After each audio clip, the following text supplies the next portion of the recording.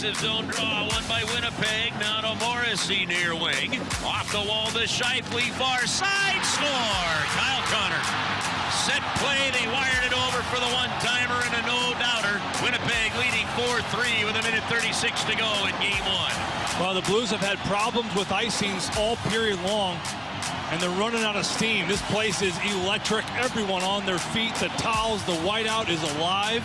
The Blues have been just feeling all kinds of pressure. And eventually, the Winnipeg Jets take advantage. A Shifley face-off win on Braden Shin. They work it around. Morrissey back to Shifley on this near side. Shifley's then going to take it, go right through the seam. And like you mentioned, Kerr, this is a perfect drawn-up offensive zone face-off play. And Kyle Connor, who has had multiple opportunities in this game, finally breaks through.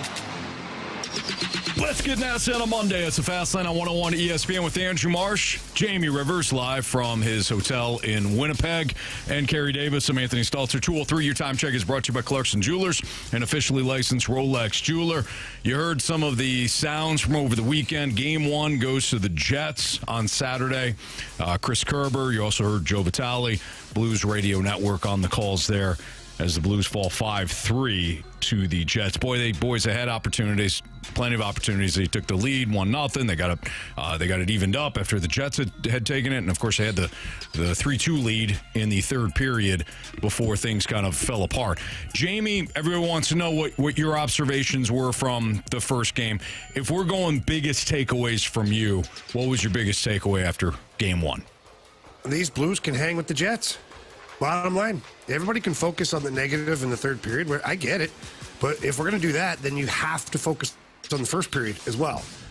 Because one can't be true without the other being true. Mm-hmm. And the Blues came out and, I don't say dominated the first period, but certainly initiated a lot of the action to the Jets in the first period.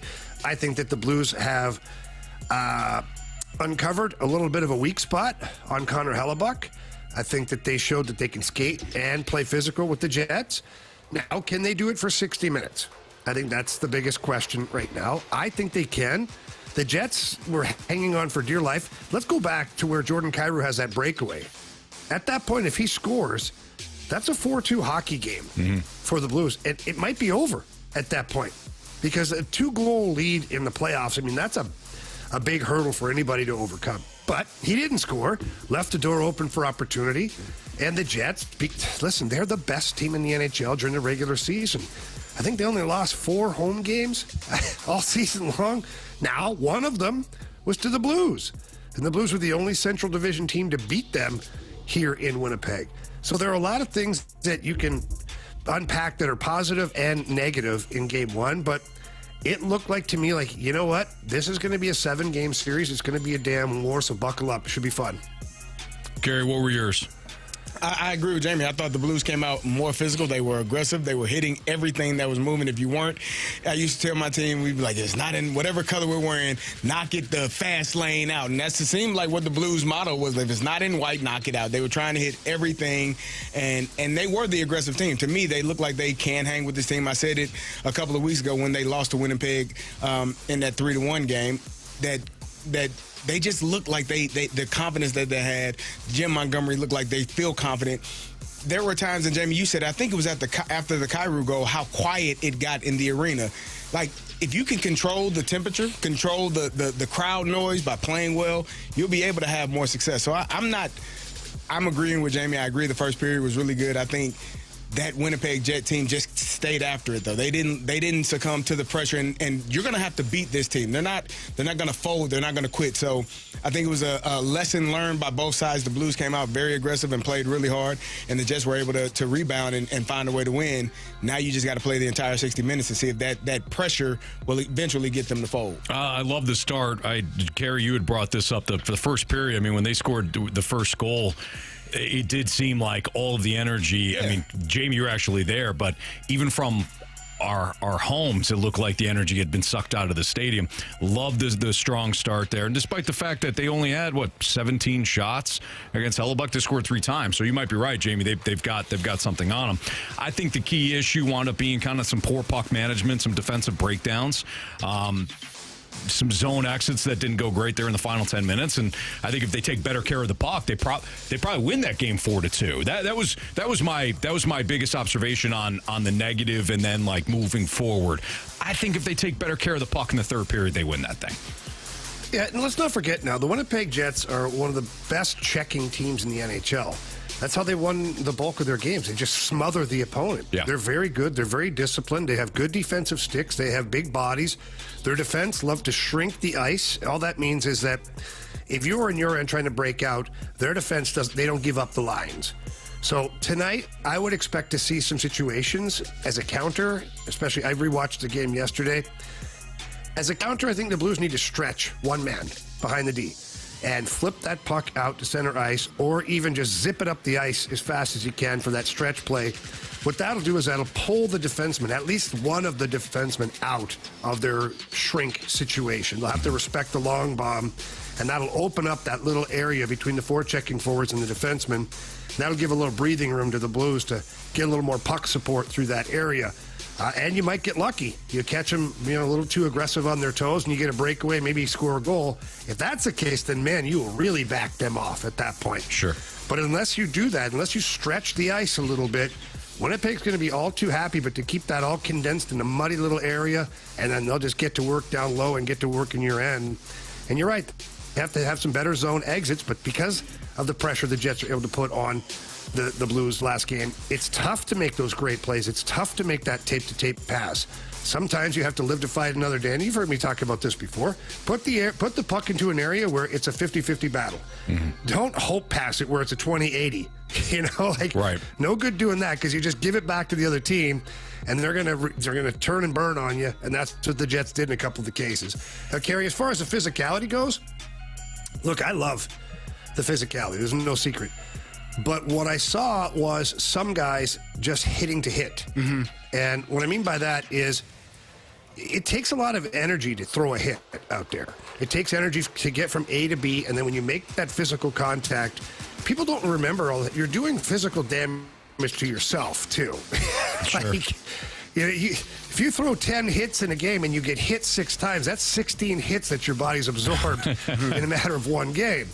And people tend to forget that, but that's okay. I'll just remember what a coach told me a long time ago. And he said, listen, don't run after the hits. Because when you run around after the hits, you never get the big impact ones. Maybe 1 out of every 8's a big impact. He says, wait, find the hit that's good, and then drive that guy through the boards. Mm-hmm. Make sure it counts. Instead of just clipping a guy or running at a guy to hit him and then you miss, I mean, all you're doing then is sucking the energy out of your own body, and you're causing damage. We'll call those damage points to your own body.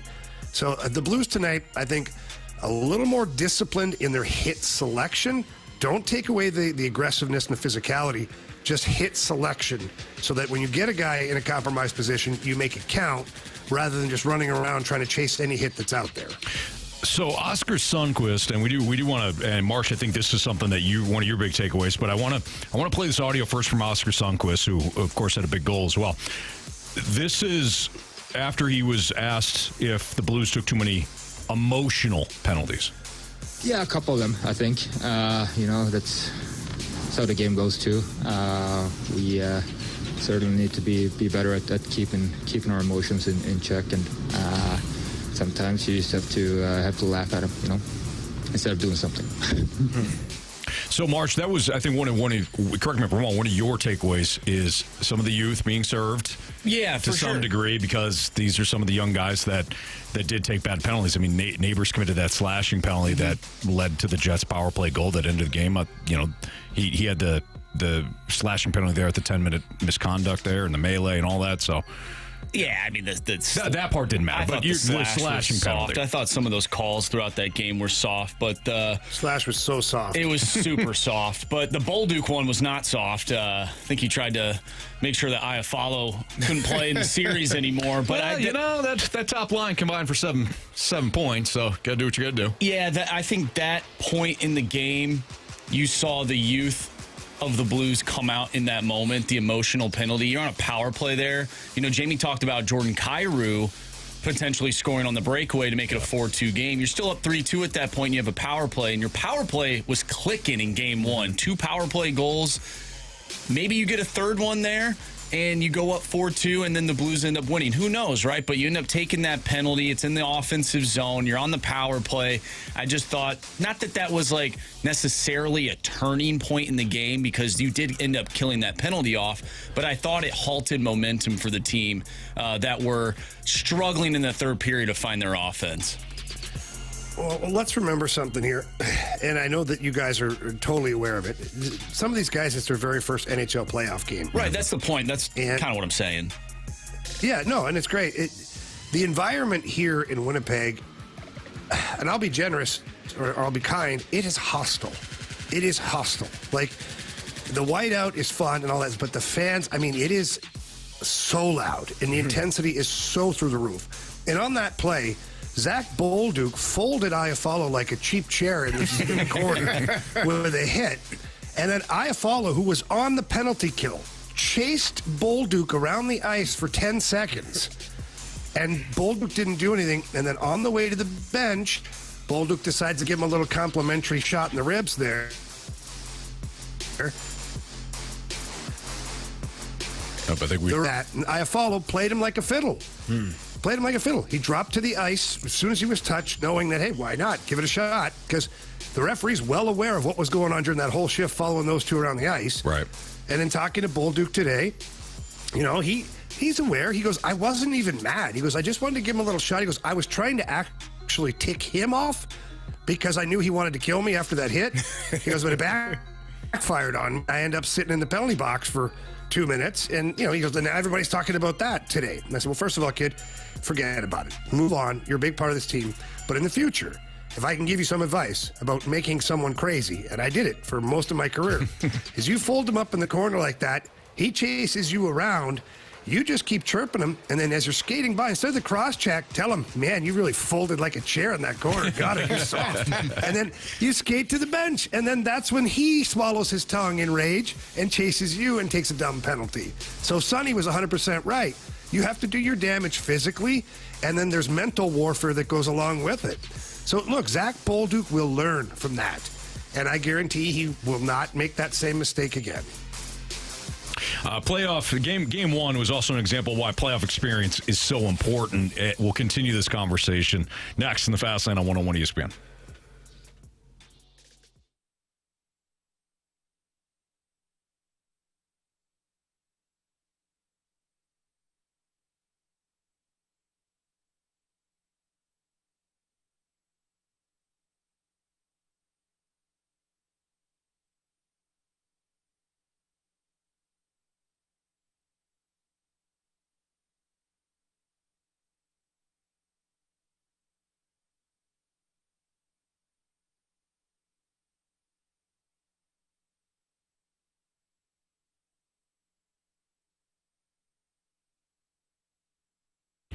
NHL playoff hockey is here, and therefore some of the betting gets a little tougher on a daily basis. That's why it's more important to have great odds out there.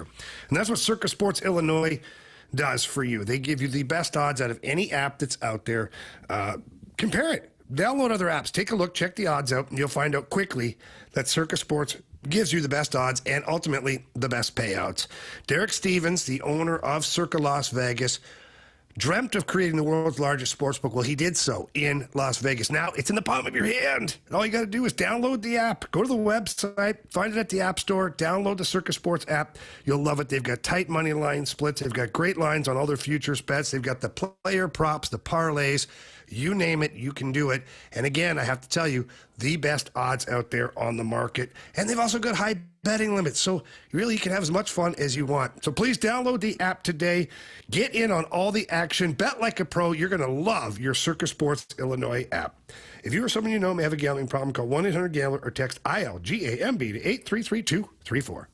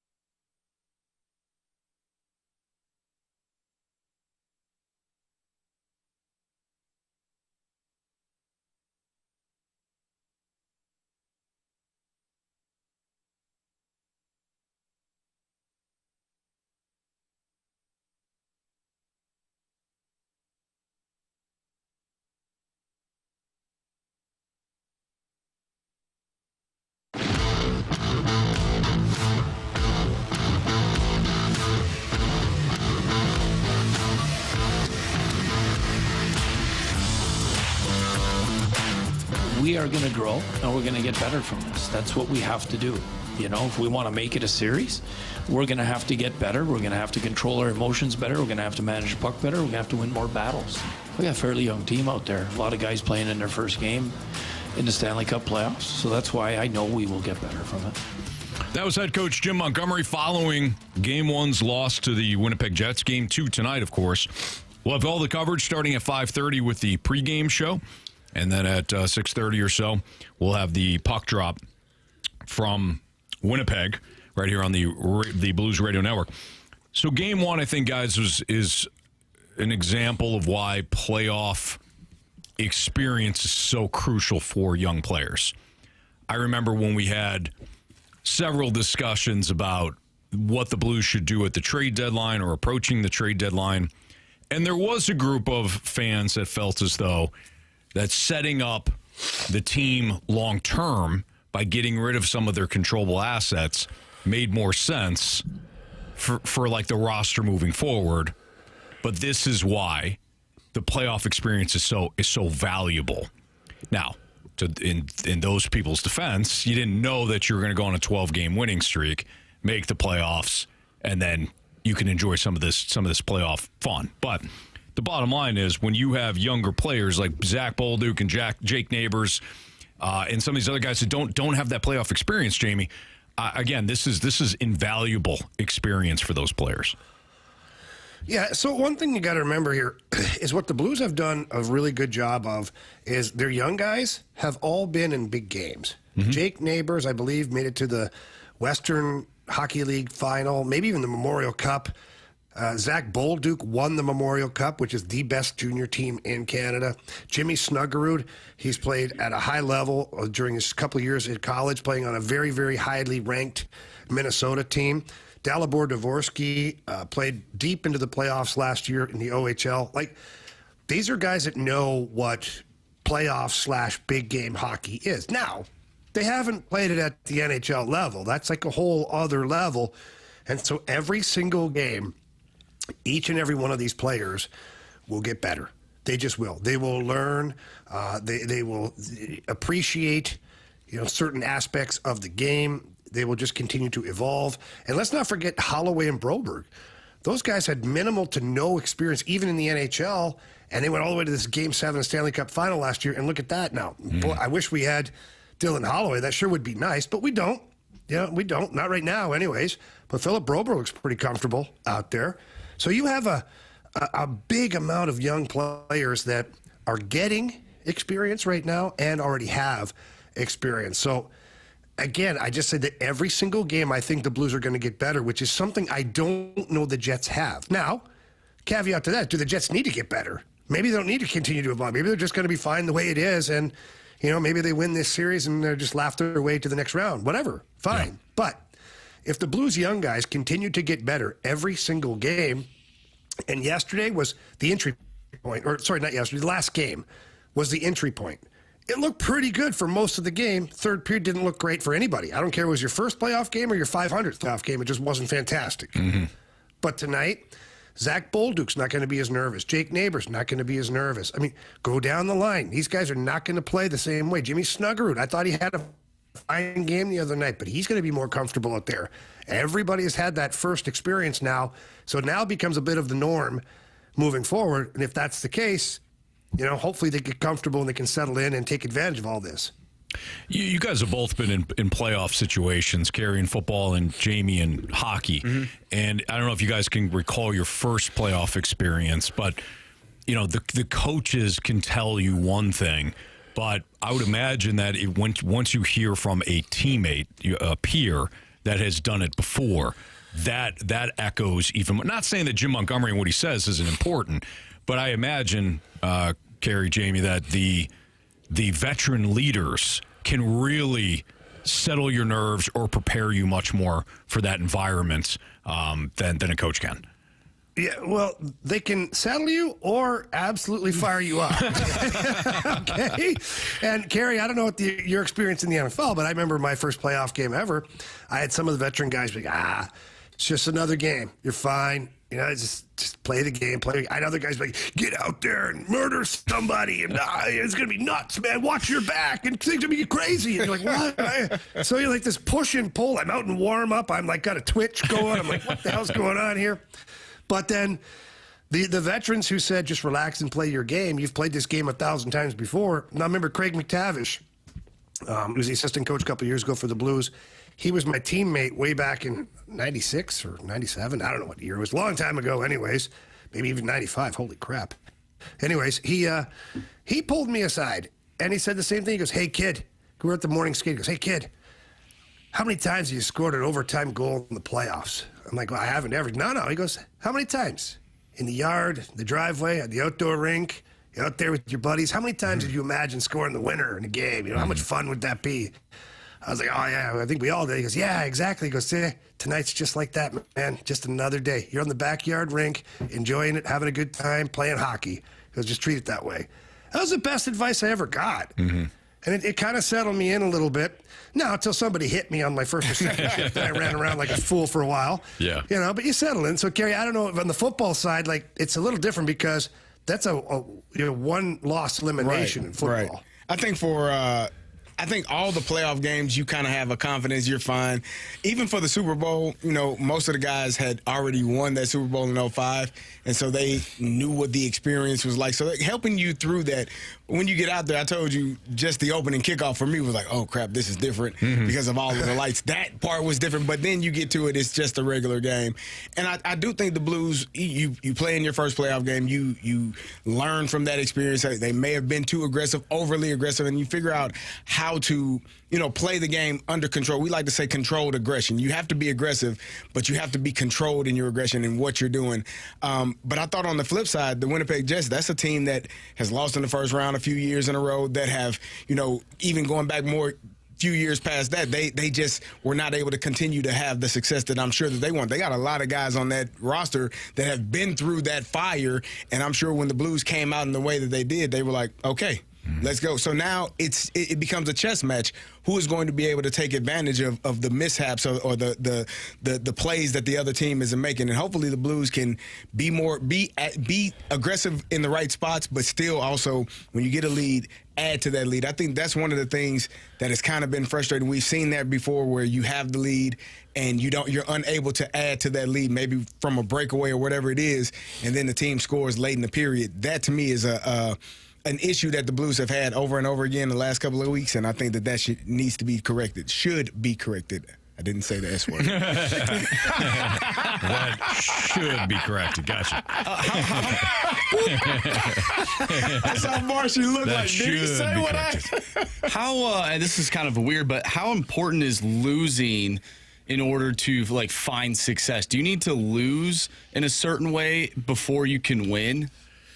So I said that's kind of what I said something at one point a couple of weeks ago, and Carey said, "Nah, I'd rather win," and then still and figure it out. Yeah, I'm kind of more in line with Carey now. Like, I don't think losing is important. I think figuring out what the lesson is, even after wins, is better. I'd rather win, but I understand what you're asking. Like, it's basically whatever the lesson is to be learned from that game is something technical, like Jamie brought up with how you can get behind those lines that Winnipeg creates, or the emotional aspect of not taking the emotional penalties. Either way, it's all about learning the lesson. I don't think you have to lose, right, Jamie? No, never lose. No, I don't think you have to lose. I think that, you know, for these young guys especially, they're learning lessons every time they touch the ice, and I would prefer it to be in a victory.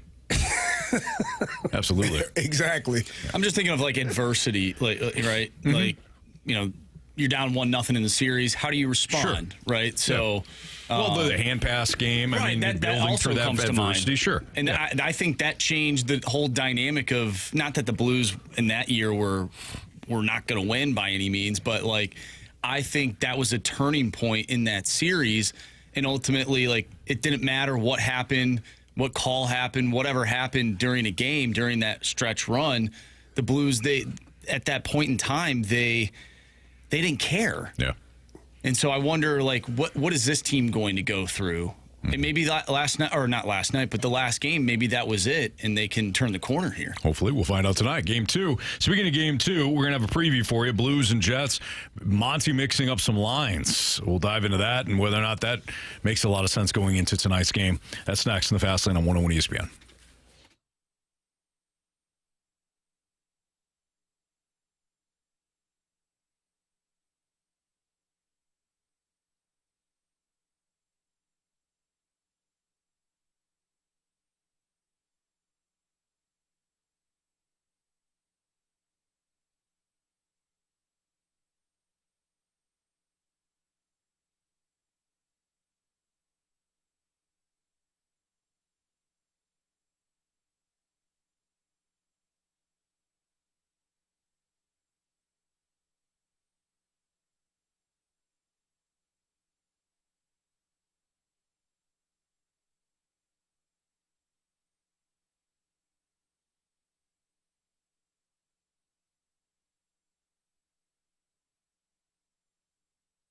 It's springtime, summer's right around the corner, and you may be sitting there looking to sell your home. But you may not have a real estate agent. You may not really know what's going on, and you may not even know what the price is of your home right now in the current market. So please pick up the phone, call Gloria Lou with your home sold guaranteed realty.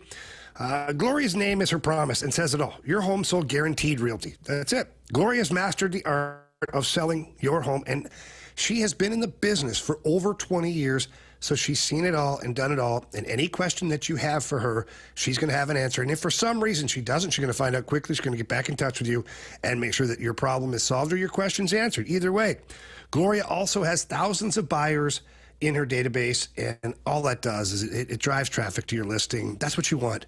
The more eyeballs on your listing, the better it is, and Gloria Lou can do that for you. And then she makes sure that she prices your home accordingly so that, one, you sell it fast, and two, you make the most money possible. So whatever situation it is, whether it's a cash offer or multiple offer, Gloria Lou's going to walk you through everything, and she's going to handle it so that you get through that and you're satisfied. So please give her a call at 314-325-6888. Again, that's 314-325-6888. Or you can always visit GloriaHasTheBuyers.com.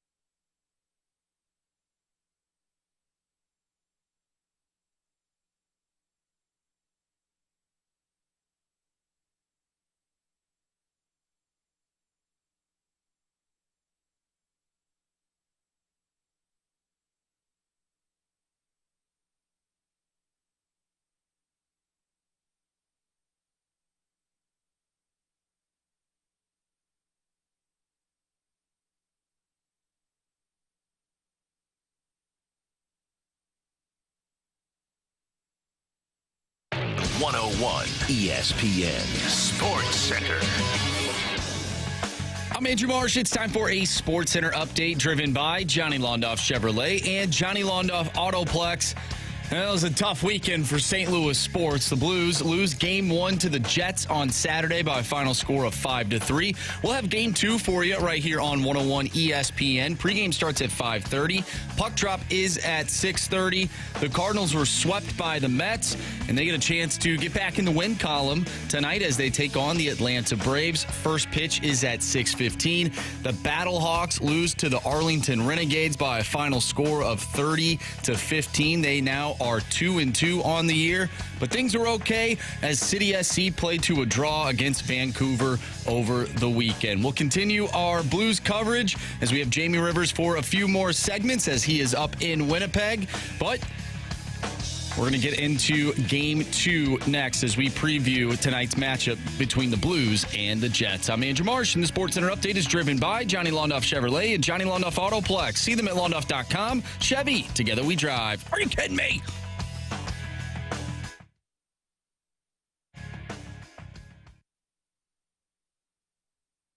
It's time for a Blues playoff report presented by English Sweep Fireplace and Chimney Restoration. Schedule your chimney inspection at EnglishSweep.com.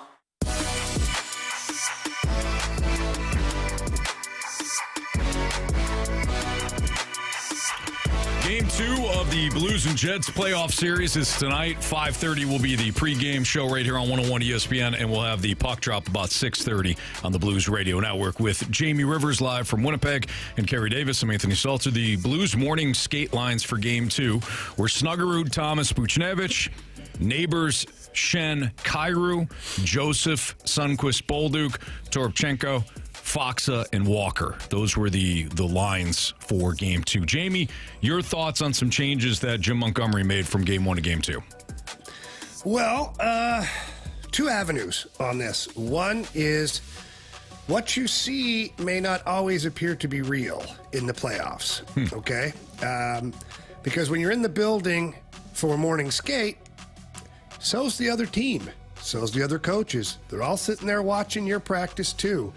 And I know that in the history of my playing career, coaches did weird things sometimes. They'd have defensemen playing left wing on a third line in practice. They'd have guys mixing things up all over the place so that the other team didn't really know what was going on. That's just one avenue. The other avenue is you're trying to create a little bit more. You're trying to put some like-minded players on the lines together, and I think Jamie Snuggerud with Thomas and Buchnevich, I thought that they've played a couple of games together. It worked pretty good, some pretty good chemistry. I know that Robert Thomas and Pavel Buchnevich really appreciate Jimmy Snuggerud's hockey IQ and the way he moves the puck. And then you put Jake Neighbors down with Braden Shen and Jordan Kyrou. You got a couple of guys that aren't afraid to hit out there, get plays, get in the dirty areas, make some plays to the net. And you got Jordan Kyrou who's got tons of speed to burn. And the other lines are pretty much the same. But I'll just say that in playoffs, things can happen, man. Like, it could change from this morning skate to tonight before puck drop. There could be a change. You just never know.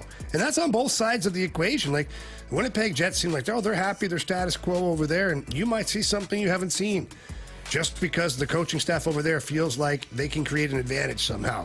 So as far as breaking down the lines and diving into it, like, yeah, I mean, you have what I think to be a pretty balanced lineup. I don't think you need major changes if you're the Blues. I mean, you're right there last game against the Jets. You've had a heck of a run with the guys that you have on your current roster.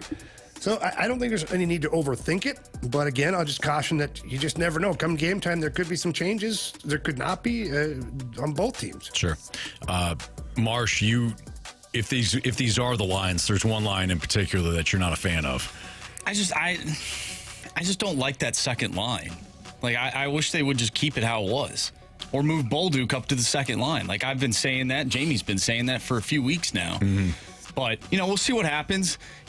This was the line combinations through that last stretch of games where they lost. And, maybe it was for lack of, maybe they're just fatigued, right? I don't know. But I just felt like that top line was really good. But then the rest of the lines weren't. So That's just my opinion. We'll see what happens. Things could change, though, right? Like, it's the playoffs. Who knows? And maybe it is a little bit of gameship. Sure. Who knows? Jamie. Gameship. That's what I said, Anthony. Yeah. Gamesman. Yeah, you gotta be careful, Carey. Ship. These little muffs, these mic muffs, they soften the P, right? That's what the point of it, right? Really? Yeah. The point of it. You don't want a hard P. Softens the P. Well. Okay. I mean, righty. Jamie, Counterproductive, in my opinion. yeah. Very. Jamie, there's a very good question from Bacon Wrap Wiener. You talked about the lines and Perfect timing. all of the things that are going on. Have the Blues tried both goalies on the ice at the same time? The Cards do well from time to time with multiple catchers in the lineup. Just saying. Yeah, but the difference is the Cardinals don't really have a catcher. The Blues have good goalies. What? No? What? You saying they get stole? They steal bases a lot, and the Cardinals are maybe. Yeah. Freebies. playing defense. You don't like it? Yeah. Jamie, Nope. what can be done from an X's and O's standpoint to better manage that top line of the Jets, who combined for 7 points, including the game winner? Well, locking him in the dressing room would be a good start. No, look, they are a good line, but you've played against better. Like, that's the thing. You've played against Nathan McKinnon with Rantanen and whoever, Nikushkin. You've played against McDavid with Draisaitl and Ryan Nugent-Hopkins. You've had better lines that you've played against. They're very good. I just think the checking can be tighter, especially on Kyle Connor. He's a bit of a water bug out there. He finds a way to get into open ice, and when he gets there, his line mates know it, and he gets the puck and he gets a shot on net. Like, he scored the game-winning goal, but how many times did Binnington have to rob him in the game? He had the one pad save that I still can't believe how he made that pad save. It's like he made his leg grow an extra 2 inches all of a sudden. And then he made that post-to-post glove save on on an identical shot that Connor ended up scoring the game-winning goal on. So if you're the Blues, you have to just make sure that you're taking away that option. You know, for me, it's to be a stick length away from Kyle Connor. So that way you can close ice on him as quickly as you can. And if he gets a shot off, you still have stick, you have your legs, you have your body that can get in the way. Just don't make it easy for him. Yep. You know, I think that's the best way to go about it. Jamie, what did you think of Jordan Binnington? I thought 3 of their goals were, I don't want to call them garbage by any means, but they were funky. Like, what can you do about it? So let's go back then. The first goal went off of Ryan Suter's stick up over his shoulder. Not sure how much of a chance he has on that one. The Kyle Connor game-winning goal is straight across the ice, one-timer as he's trying to go post to post. Not exactly an easy save for any goaltender to make. And then the Iafallo one, that one I didn't like because I thought he could have had his stick on the post, like kind of hugging the post, and he would have blocked that pass. But that being said, a lot of goalies don't do that anymore. And that went off the side of the net, off his pad, back to Iafallo and under his pad. I didn't like that one. I really didn't like that one at all. But I'm not worried about Jordan Binnington. Let's go back to what I just talked about. How many saves did he make that should have been goals? Like, if you're comparing goalie to goalie, Jordan Binnington had way more goal-scoring saves than Connor Hellebuck did. Connor Hellebuck, by the way, guys, it's not much of a secret. Top cheese, please. Let's put the puck upstairs on this guy. Let's put the puck upstairs on this guy, which is why I was a little surprised that Jordan Kyrou tried to go for the 5-hole. Yeah. When he was in on him and Hellebuck dropped his glove. He could have put it on top shelf. He chose not to. Right. And I know it's a lot going on. He's being chased. He's skating at 100 miles an hour. The walls are caving in. I get it. But I think you see a lot more shots upstairs on Connor Hellebuck moving forward. So if I'm the Winnipeg Jets and I'm the Winnipeg Jets fans, I'm more worried about their goaltender than ours right now. Do you feel like maybe the Blues lost out on a game like that from Connor Hellebuck, where he didn't look sharp? Even, he made some saves. The Blues didn't get a lot of shots, but I didn't think he looked that great at all. Like, do you think that maybe the Blues lost out on game one because of that? Well, of course they lost out on it, but Connor Hellebuck hasn't been good in the playoffs for I don't even know how long now. Right. That is the story surrounding this series. It's a story in this city, I can tell you that. Everybody you talk to is like, ooh, we got lucky because Hellebuck had another rough one the other night. I mean, he only had 17 shots on net. You scored 3 goals on him. And he's supposed to be this all-world goalie. Yeah. So, I'm not worried about it. I really am not. Like, I think you're able to get to Connor Hellebuck. My biggest worry is let's get more volume of pucks to the net. Like 17 shots on goal is not enough, and I still didn't see occasions where the Blues were dominating for extended periods of time past the halfway point of the game. That's what you've got to do. Never mind figuring out Hellebuck. You've got to figure out how to get the puck in the offensive zone and get more pucks to the net, period, dot. Tonight we'll have game 2 for you. Jamie's keys to the game, and we'll play the Light the Lamp game next on 101 ESPN.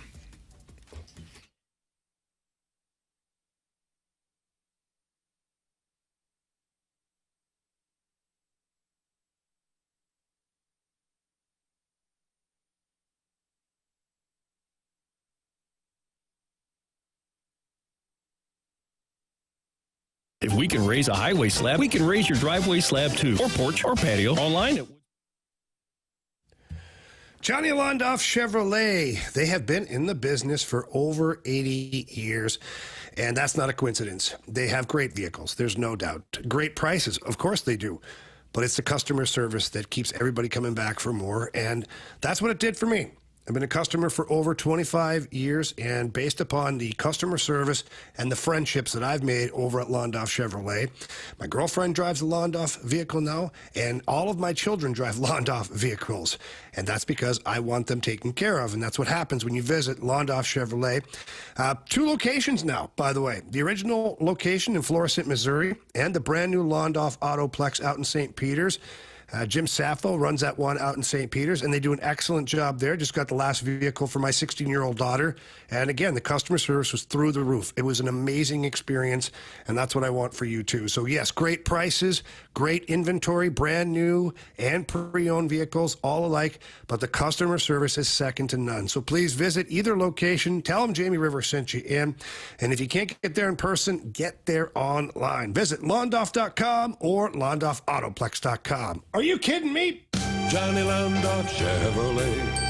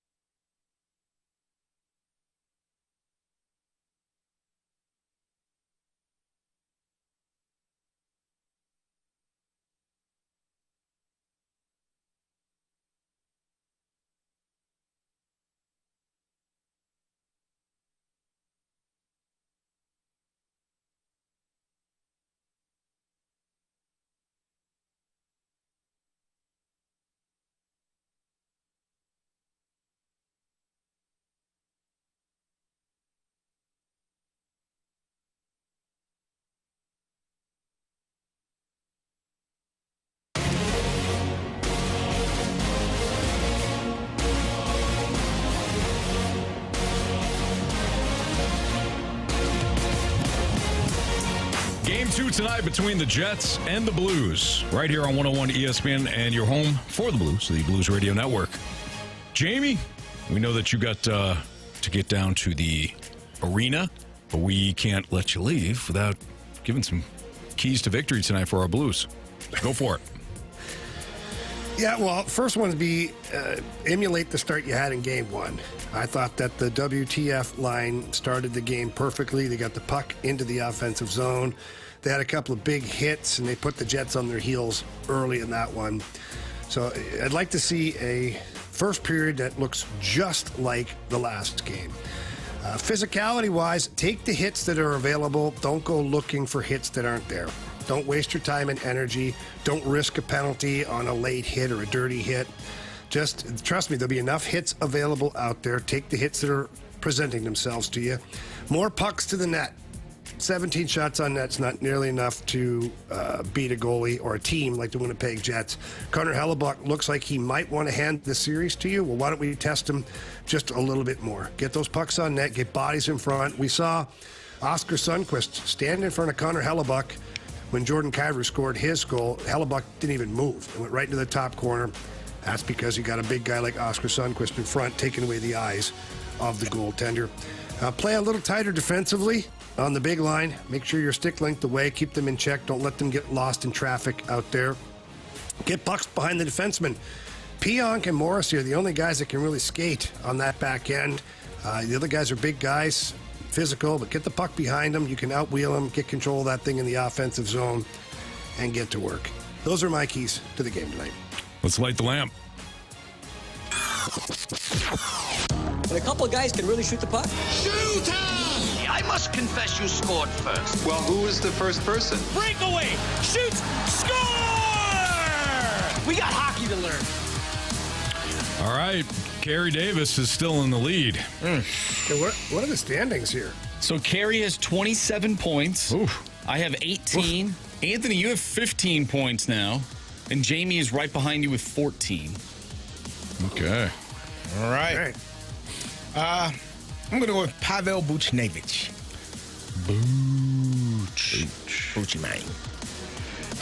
Give me Robert Thomas. Robert the Thomas. Bolduc is a 3, right? Yes. Give me Bolduc, please. See what you're doing there. Jerk. And Jamie. I don't like that, Anthony. I don't like it at all. Oh, you love honestly. it. That's why you're mad. No, I don't. I hate it. You like that? Because I love it. Give me Jimmy Snuggerud. Okay. Teach me how to snuggie. Oh, baby. Yes. There you have it. All right, boys. So we've heard the keys to victory.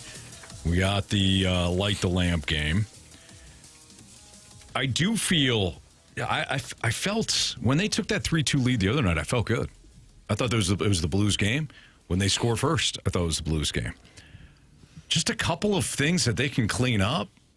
I like your strategy, Jamie. And for those that didn't hear it before, can you just do it one more time about how the Jets kind of stacked the line and how the Blues could potentially get behind them? Yeah, so first period, the Blues kept getting pucks in deep. Winnipeg, they were basically in prevent mode there, and that's why the Blues looked like they were having such a great game. But when the Blues started having trouble beating the forecheck of the Jets, you see their defensemen, they shrink the ice. They cut it in half, meaning like they play right up in the offensive zone. They give you no room to breathe. So their passes aren't necessarily available, certainly not tape-to-tape passes. I'd like to see the Blues stretch it a little bit. Get a guy behind the defense, flip those pucks out into the neutral zone, create a foot race. And when I'm talking about those guys, like a guy like Bolduc, a guy like Kyrou, guys that can fly, get him out into the neutral zone. Heck, I even was talking to one of the players today who will remain nameless, but I said just send him like a wide receiver and take a slap shot down the ice. Mm-hmm. He's going to beat the defenseman to the puck, so the icing will be nullified, and then those guys will have to back up to get on their heels, and that'll open up ice in between the defenseman and their forechecking forwards. That's when you'll be able to sneak some guys through there and play fast with puck support, tape to tape, moving the puck up the ice fast and keeping control of the puck without having to just throw it all over the place. So for me, that would be something I'd like to see the Blues do better. Obviously, it's easier said than done. I think everybody has to breathe and remember that the Winnipeg Jets were the first place team in the entire league they've earned some respect. And although you might be upset at the outcome of game one and be mad at your Blues had to go on a 12-game heater and win the last game of the season to get into the playoffs. So I'm not making an excuse. I'm not sitting here, well, it's been a great year, we're fine. No, your Blues are right there with the Winnipeg Jets. This is just another option of trying to get back into this series, win this game too, and now turn it on its head by dragging it back to home ice, and now you would have home ice advantage. Yeah. I think another thing, Connor Hellebuck is horrible handling the puck. Like, it is night and day compared to Jordan Binnington. Yeah. It's pretty funny to watch. I honestly, I think he's gonna come out of his net. I'll say it right now. He's gonna come out of his net tonight, and he's gonna make a bad play, and the Blues are gonna score on it. Telling you right now. Ooh. I don't hate it, Marsh.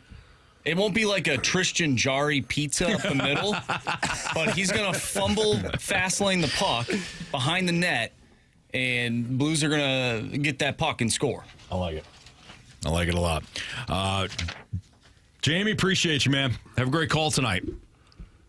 Thanks, boys. We'll see you tomorrow. We'll see you tomorrow is right. That's Jamie Rivers live from Winnipeg. He'll be on the call tonight for FanDuel Sports Network. And, of course, we got the game for you on 101 ESPN. Speaking of us, we have a shot to score a pair of tickets to the first ever Big League Bash featuring Adam Wainwright on Sunday, July 27th at the Factory. You can join Adam Wainwright for an unforgettable evening of music, sports, and giving back to support Big League Impact. Plenty of live music, including a headlining performance from Waino, plus special appearances by St. Louis Cardinals players, a visit from Fredbird, and more. Find all the ticket details for the Big League Bash now at 101ESPN.com.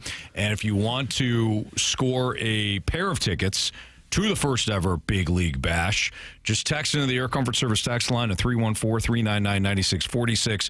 The answer to this trivia question. Our guy, Carey Davis, is in the lead right now for the Light the Lamp game. Who did he pick for tonight? Who did he pick to score a goal tonight in tonight's Game 2 matchup with the Jets? If you have the correct answer and you're the 101st texter to the Air Comfort Service text line, you'll get the pair of tickets for the first Big League Bash featuring Adam Wainwright. Well, we spent the whole hour talking about the Blues. Got to get into the Cardinals now. Did the Mets series tell us anything about the Cardinals? Or maybe reaffirm a bunch of things about the Cardinals? We'll get into it next on 101 ESPN.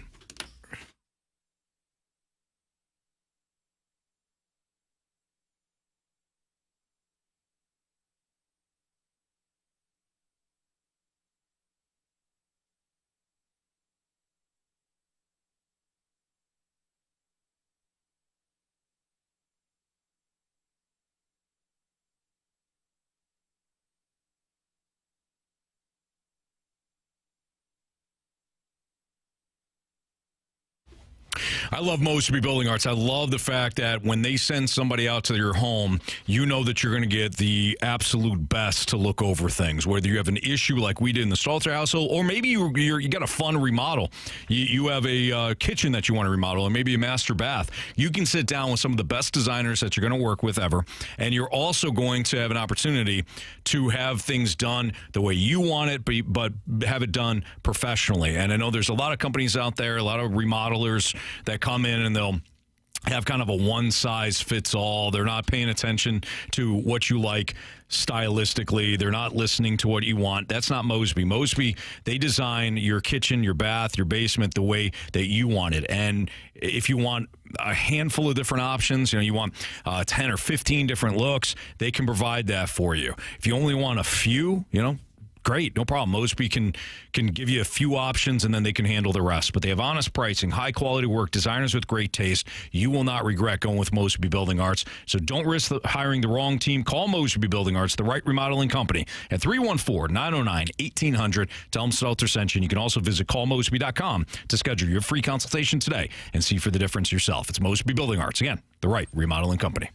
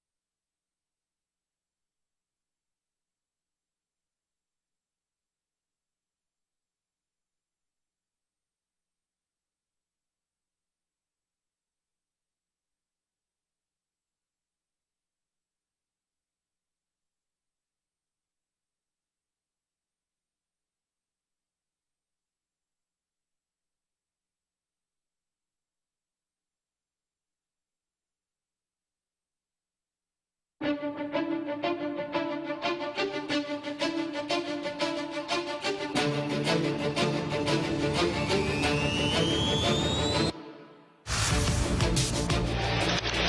ball. That should do it. Upper deck. It's gone. Francisco Lindor walks it off for the Mets. His first walk-off home run in a Mets uniform. And this place is going wild on a Friday night. That audio courtesy of SNY as the Mets sweep the Cardinals over the weekend. A rough one for our Cardinals at Citi Field. It's the Fast Lane on 101 ESPN with Andrew Marsh and Carey Davis. I'm Anthony Stalter. 3:04. Your time check is brought to you by Clarkson Jewelers, an officially licensed Rolex jeweler. Cardinals lose 4-1 to the Mets, 5-4 to the Mets, 3-0 to the Mets, and then 7-4 yesterday. Cardinals fall to 9-13 overall and 1-9 on the road. And despite being competitive in each game, the Cardinals were outplayed by a clearly stronger and more complete Mets team. Without being too snarky here, boys, what did the Mets series tell us about the Cardinals? Did we learn anything, or at least have some things reaffirmed? I don't know, man. That was tough. I mean, you had a chance. Was yesterday, but you were unable to pull it out Friday night. You also had a chance. You gave up the audio we just heard with Francisco Lindor hitting that home run, that walk-off home run. Mm-hmm. I don't know. I don't have an answer. This is why I was not too eager to be so excited when they swept the Twins. The Twins they don't seem like they're going to be a pretty good team this year. They're struggling as well.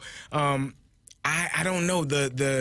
The hitting is hit or miss at times. I feel like the first few weeks of the season is like we could rely on the lineup to produce, and they were going to get hits. It feels like it's kind of cooling off a little bit. Jordan Walker is struggling. Nolan Gorman is struggling. Mason Wynn is out, so he's obviously not playing. But even in the series, Lars Newbar only had one hit. And I said Friday that Lars is the one that sets the table. Now, he didn't play in one of the games. He pinch hit, but he didn't start in one of the games. But it's just, for me, they got to figure out a way to be consistent at the plate and consistent on the mound, in the field, on the base paths. It's like, it feels like it's almost like it could be a baseball team. Yeah, well, yeah. Well, it's got to be a better baseball team. Okay, yeah. I think, Carey, if I got to read on what you're saying. Well, it was another base running blunder with Sajasi. The ball's hit to third base, and he takes off. And I'm like, dude, yeah. The ball's hit too hard. It's hit right at you. Like, I don't know. I don't know why you're taking off. We saw that same thing with Nolan Arenado. I don't know if they're being told, go on contact. I don't know why you would if the ball is hit that hard right where you are. But, again, it resulted in an out at the plate. So there are so many things, I feel like. And when you're not a good team, when you're not and I don't want to say good team, but when you're not projected to be a good team, you have to do all of the minor things really well. And right now I think they're just taking turns in what part of their team is going to fail, and it's frustrating to watch at times. I learned or was reaffirmed that this is not a good baseball team, especially on the road. You have one win on the road. Mm-hmm. You're not good against teams above 500. You're 3-10 against teams above 500. They're nowhere near where they need to be in order to be a competitor. But at the same time, we did not have expectations for this team to be said ball club. Yeah. They are exactly probably what a lot of people thought they would be. A lot of mistakes happening on the base paths, just a lot of moaning and groaning from the fans, thinking like this team should be better than they are. I don't think so. I think they're exactly what they probably are. That the record, who we thought they were. They are who we thought they were. And we let them off the hook. And Carey's right. Like, pitching stinks one week, offense comes alive, you still lose. Mm-hmm. You know, offense stinks, pitching, I don't want to say it's great by any means, but it's okay, and you still lose. Like, it's just, it's tough to watch, man. So I don't, and I'm not I don't know the rules and regulations for what you do when the game is tied on the road as opposed to at home. Mm-hmm. But Ryan Fernandez going out there instead of Helsley, I don't know if he was down or out or unavailable. Those are circumstances that I don't know. But I do know that Fernandez, he's been No, he's struggled. Exactly. We could say it was him and Roycroft. Roycroft is gone, and so now it's him, and he's so. Again, I try not to be critical of every decision. Francisco Lindor is a hell of a baseball player, but I probably want, and I don't know. I don't know if you put your closer in that moment, because otherwise, if you put him in, in the extra innings, he's going in with a runner on base. You already put him in a tough situation. So I guess it's 6 in one hand, half a dozen in the other. Which player goes out there? Either way, the player has to perform. But that was a bad weekend, man. Yeah, I mean, if you're at home, you want to use your closer and then win the game in the bottom frame. If you're on the road, you typically save your closer because you're going to have your closer close out and win the game, provided that you get a lead. Okay. So that's you could. It all depends on who's available and all that, but that's the general. Who's to say the Cardinals are going to score?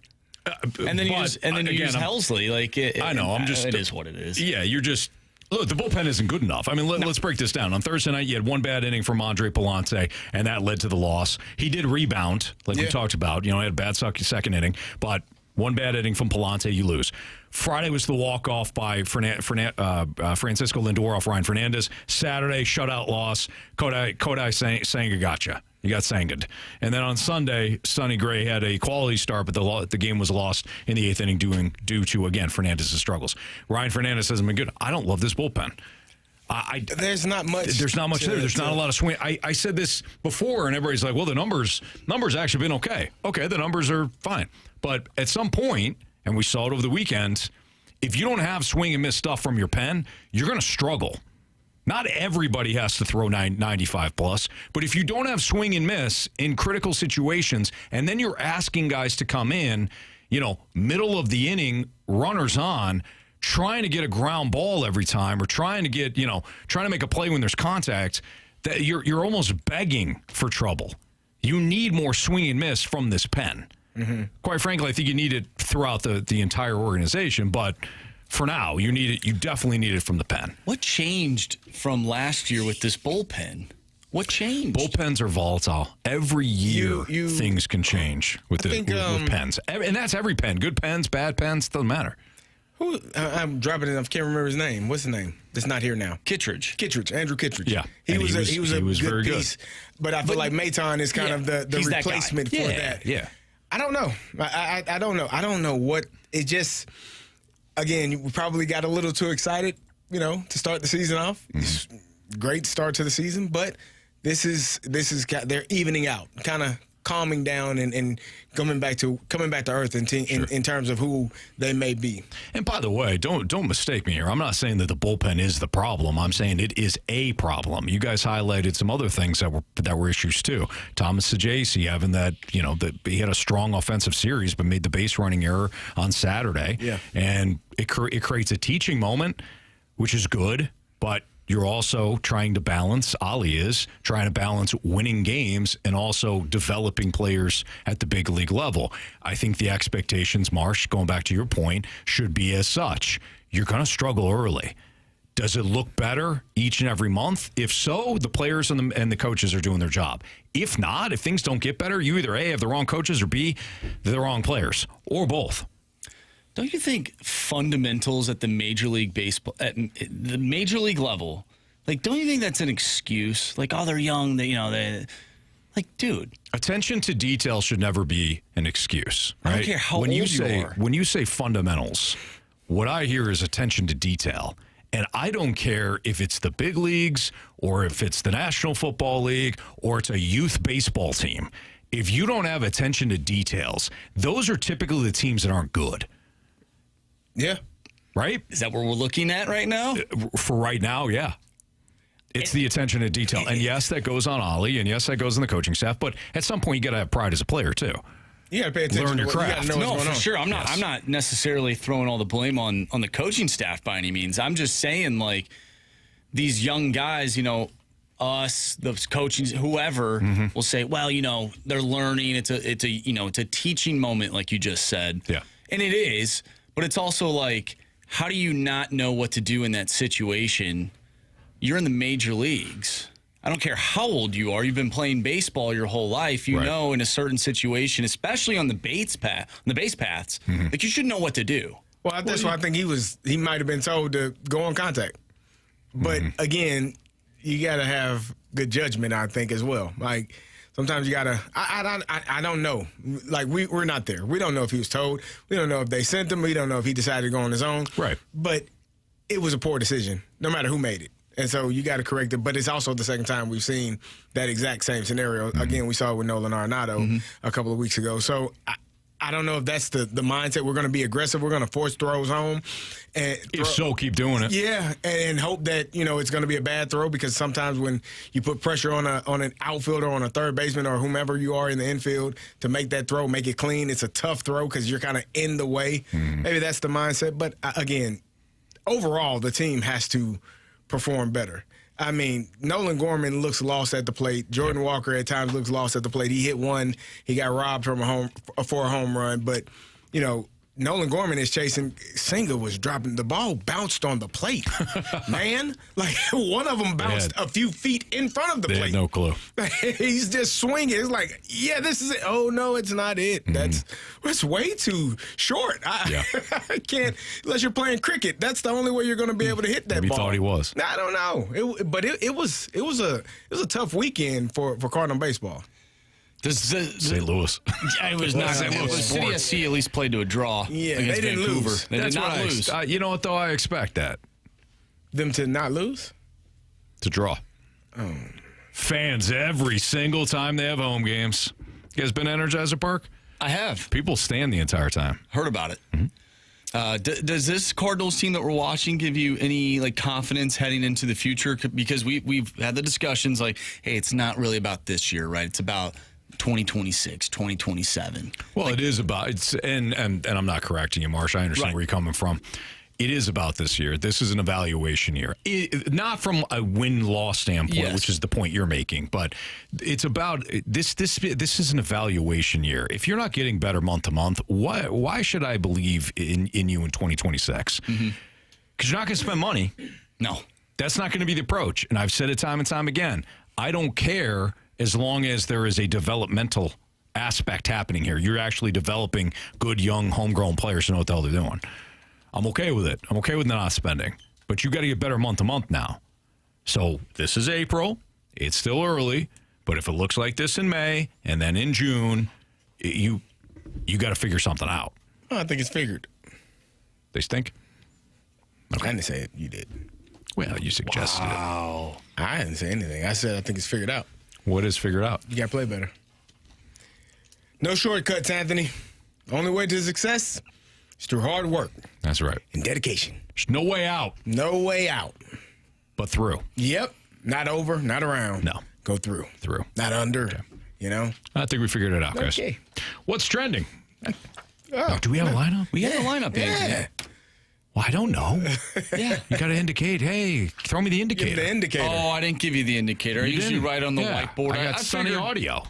Indicator. We played the Sunny audio. We did, yeah. I don't know if the lineup's out. I got to be better. So I'm not looking Anthony. at the lineup. I got to be better. Attention to detail. Much like the Cardinals. Better. When do details matter the most? Especially in an investigation. Exactly. But definitely before the lineup game. Lineup game next.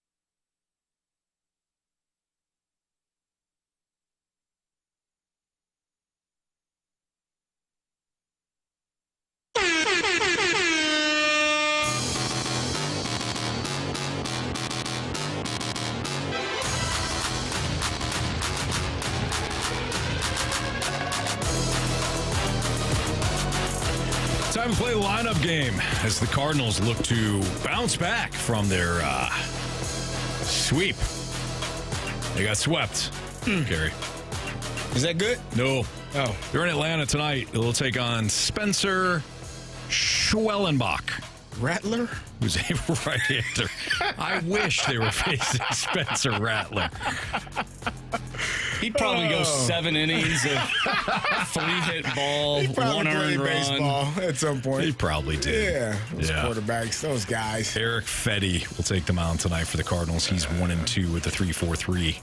Spencer Schwellenbach. All righty. Right-hander. All right. So yesterday, this was the Newt. It's the Newt every day. All right. Show us Lars Newbar. International superstar. Watch out, don't run into any walls or anything. Anthony, I've contributed all I got. What? You're good from here, right? No. All you, Anthony. You got what? this. Especially in this tool. Let's go, Anthony. Yeah, that's why I said it. I have no clue. Okay, so yesterday this was Thomas Sajasi. He's here again? Nah. You go back to Wilson? Probably. All right, you do it. Show us Wilson Contreras. You don't know how to play first base. It's not that hard. Tell him, Wash. It's incredibly hard. Hey, anything worth doing is. Yep. Oh, man. I put catcher next to his name. He's not a catcher. He's not a catcher. He should be, but he's not. All right, this was Brandon Donovan. Can't imagine they're going to change things up. Show us Brendan Donovan. Look at that guy. Vibrant, handsome, hair. By the way, Carey, I believe you had Brendan Donovan on Friday. Am I wrong? Did I? I had him for a hit. Let's see. Hold on. I wrote it down. I might have. No, I had him. I had Sajasi. Maybe that was the day before. Yeah. I was going to congratulate you. No, I had Gorman. But never mind. I have integrity. I write these things down for that reason. Yep, had old Thomas. Old Tommy boy. All right. Nah, we're right here. Clean Show up hitter. us. Nolan Arenado. A lot of people think you get in your mid-30s and your career's over, but like I always say, until they stop scouting, I ain't going to stop playing. All right, yesterday, this was Burleson. I don't think Ollie changes it up. I think it's Alec Burleson here. I think Burley has, has Burley played well? No, but none of them have right now. So JC has. Why would you take him out of the lineup? Show us Alec Burleson. You're already acting like you're a star, and we haven't even opened yet. What do I know? Man, he's really trying his best to make me look like an idiot, isn't he? Alec Burleson. Yeah, almost like it's almost become personal now for him. All right, CD, yesterday this was Jordan Walker. Be him again. Show us Jordan Walker. Die for every ball. It's boring otherwise, plus it looks harder. The most important play in right field is what I like to call the janitor throw. Guaranteed out every time. I call it the janitor throw because it cleans up that are trying to take an extra base on you. Gorman? Sure. Show us Nolan Gorman. Swing Serenade is brought to you by Gorman's. Dingers! Hang me a curve and I will hit. Dingers! I like that one. Or not. Or swing and miss. Okay, guys. I like the sound. I like it too. Dingers. Dingers. All right. There's Paez. Paez. Yeah, sure. You don't think it's Petey Pages? Yeah, I don't care. Go ahead. Show us Pedro Paez. Smithers, throw this at him. You're out! Maybe. And Victor Scott, right? Sure. Show us Victor Scott. Run, run, run as fast as you can. You can't catch me. I'm the gingerbread man. Now, that was perfect. That was perfect. That's a perfect game. That's all we can do. We did our part. Yeah. Marsh, go ahead and run that thing. All right. Leading off, and before we get to the lineup, you guys are 0-1 when you get it perfect. The Cardinals are 0-1. We're not 0-1. The Cardinals are 0-1. Okay. Granted, you know what? they're also 9-13, so it ain't like they. That's fair. Good point. Frick James goes, Anthony said the quiet part out loud. About not caring. I don't care. Do you guys get that kind of vibe? Like this whole time we were doing this, I'm like, I didn't care. I didn't care really today. care. That was 4 straight. Here we are trying to have fun with the lineup game. You guys, they make the lineup game not fun. Correct. You guys, be nice. Okay. Be polite. Be nice, Carey. Respectful. You switched your favorite team because they've been so bad. You're not even a fan anymore. So I said, be nice. You know. Because you're happier. Well, nah. I'm just saying. You know, they're trying hard, man. Are they? Yeah. Actually, you know what? I think you're right. Yeah. Which is worse. All right. Bothered. All right. Let's be nice, right? Okay, yeah. All right, leading off in left field, Lars Nootbaar. Batting second, first baseman, Wilson Contreras.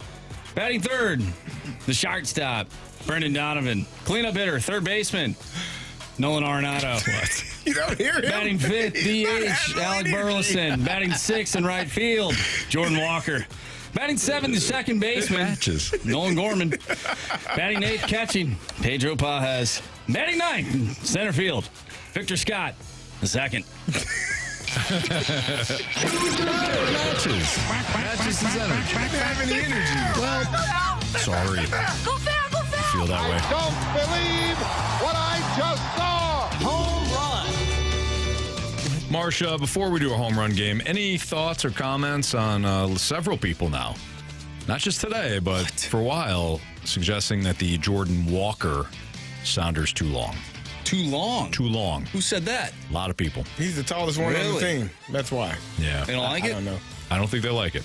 All right, I'll change it. Just throwing it out there. If the people ain't happy. You should just have their name. You know what I should do? When we say, show us Lars Nootbaar, you say, Lars Nootbaar. Ding! You know what I should? We're not guys. We're I got not a better talking. idea. How about I just get rid of him? No, that's fine. No, that's guys, fine. I'm let's not do choosing that. Jordan Walker tonight. Is that where you're going? I'm going Jordan Walker. Die for every ball. It's boring otherwise, plus it looks harder. The most important play in right field is what I like to call the janitor throw. Guaranteed out every time. Dude, I'll cut it off right there, right? Okay. I feel enthusiasm is waning, and it's only April 21st. We didn't pick up a win in the entire city. I know. Nobody won a game this weekend. No. But they all tried very hard. But we did play to a draw. Yeah.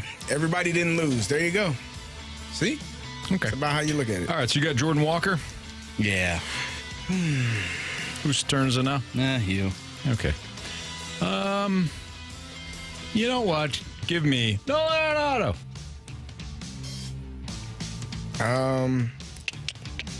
Well, fellas, I don't know. I was going to go Jordan Walker, but you took my guy. Give me Donnie. Okay. All right. And Jamie took? I think he took Nolan Gorman. Nolan Gorman he took. There you have it. Likes those lefties. All right. There's your lineup game. And there is your home run derby. Good job, guys. Proud of you. Proud of all of you. Yeah. You guys are great. Marsh, especially you, for not taking it personal. Oh, I'm not taking it personal. That's what I'm saying. Yeah. Did it seem like I took it personal? A little bit. Yeah. You seemed bothered. Yeah. Well, perturbed. You know what it is? It's just it's a symptom, right, of losing. I've been told through a documentary that losing is a disease. It is. And so I'm kind of fed up with it. But you know what? Blues are going to win tonight. Yeah, you are. Yeah, they are. Yeah, they are. And you're going to watch it. That's why I said the Blues. Yeah, you are going to watch it. I'll be watching that game. I said you didn't let me finish the statement. I'll be watching that game for sure. All right, what's trending is next on 101 ESPN.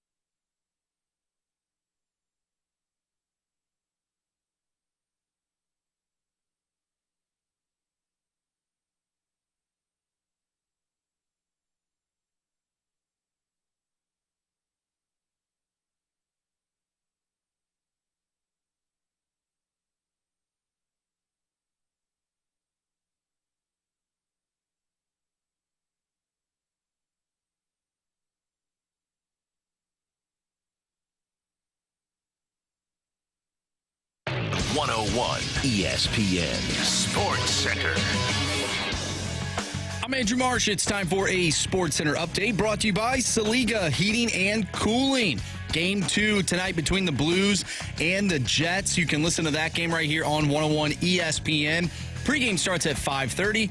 Puck drop is at 6:30. The Jets with a 1-0 series lead after defeating the Blues on Saturday by a final score of 5-3. We'll talk with Blues insider from The Athletic, Jeremy Rutherford, at 4:15. So stay tuned for that. Also, over the weekend, the Cardinals lost to the Mets.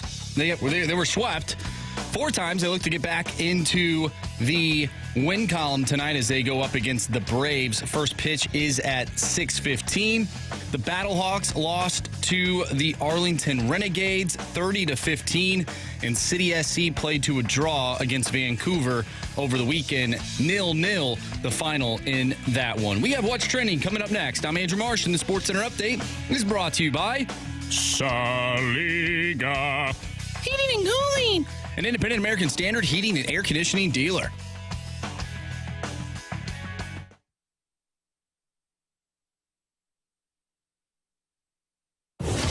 What are the hot topics in the sports world? What in the wide world of sports is going on here? It's time to find out with What's Trending? Brought to you by Elite Comfort Experts. Heating and cooling with no gimmicks, just guarantees. EliteComfortExperts.com.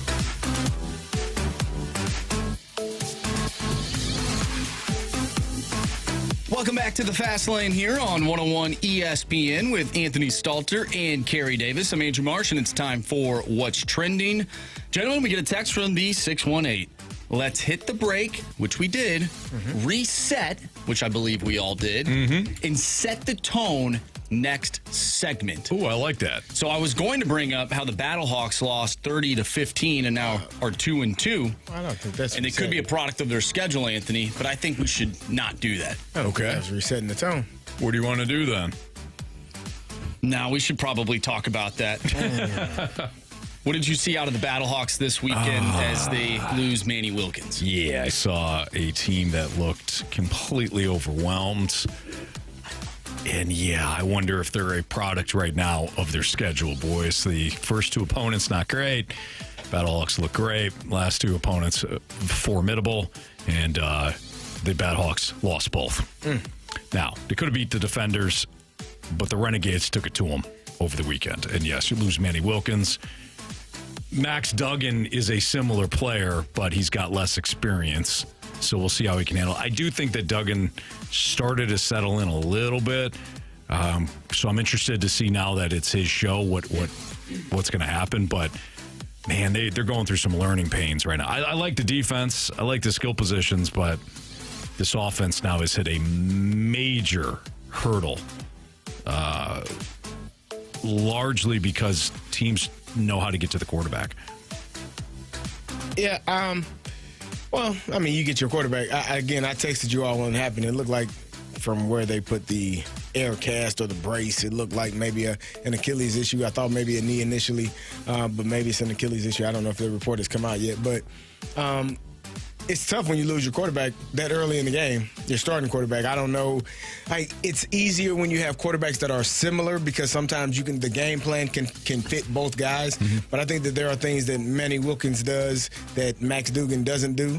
And so, therefore, that's why he was the starting quarterback. So I think and then it puts a damper on the entire team. Yeah, we got to get up. We got to continue to play. But, man, our guy just went out and he looks like he's out for the year based on how he was, laying there and how he didn't even try to recover the fumble after he dropped it. So, you got to take that into consideration in terms of how that impacts a team when something like that happens. But, yeah, it's the defense. They still have to do a job, right? You still got to limit the amount of points scored, the amount of first downs, the amount of big gains that a team has.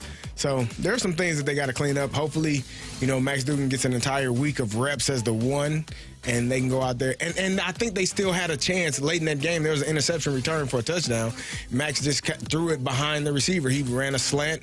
Number 2 receiver ran a slant, threw it behind him, tipped off his hands, pick 6. And so that's why you end up with that score that you do. But there's a chance to win that game or go ahead in that game at the end of the game. So I don't think it's as much to worry about as maybe other people might. What? I'm just saying. You had a chance. You were 2-0. Now you're 2-2. Well, Anthony, you're driving to score, and you throw an interception, which leads to a touchdown.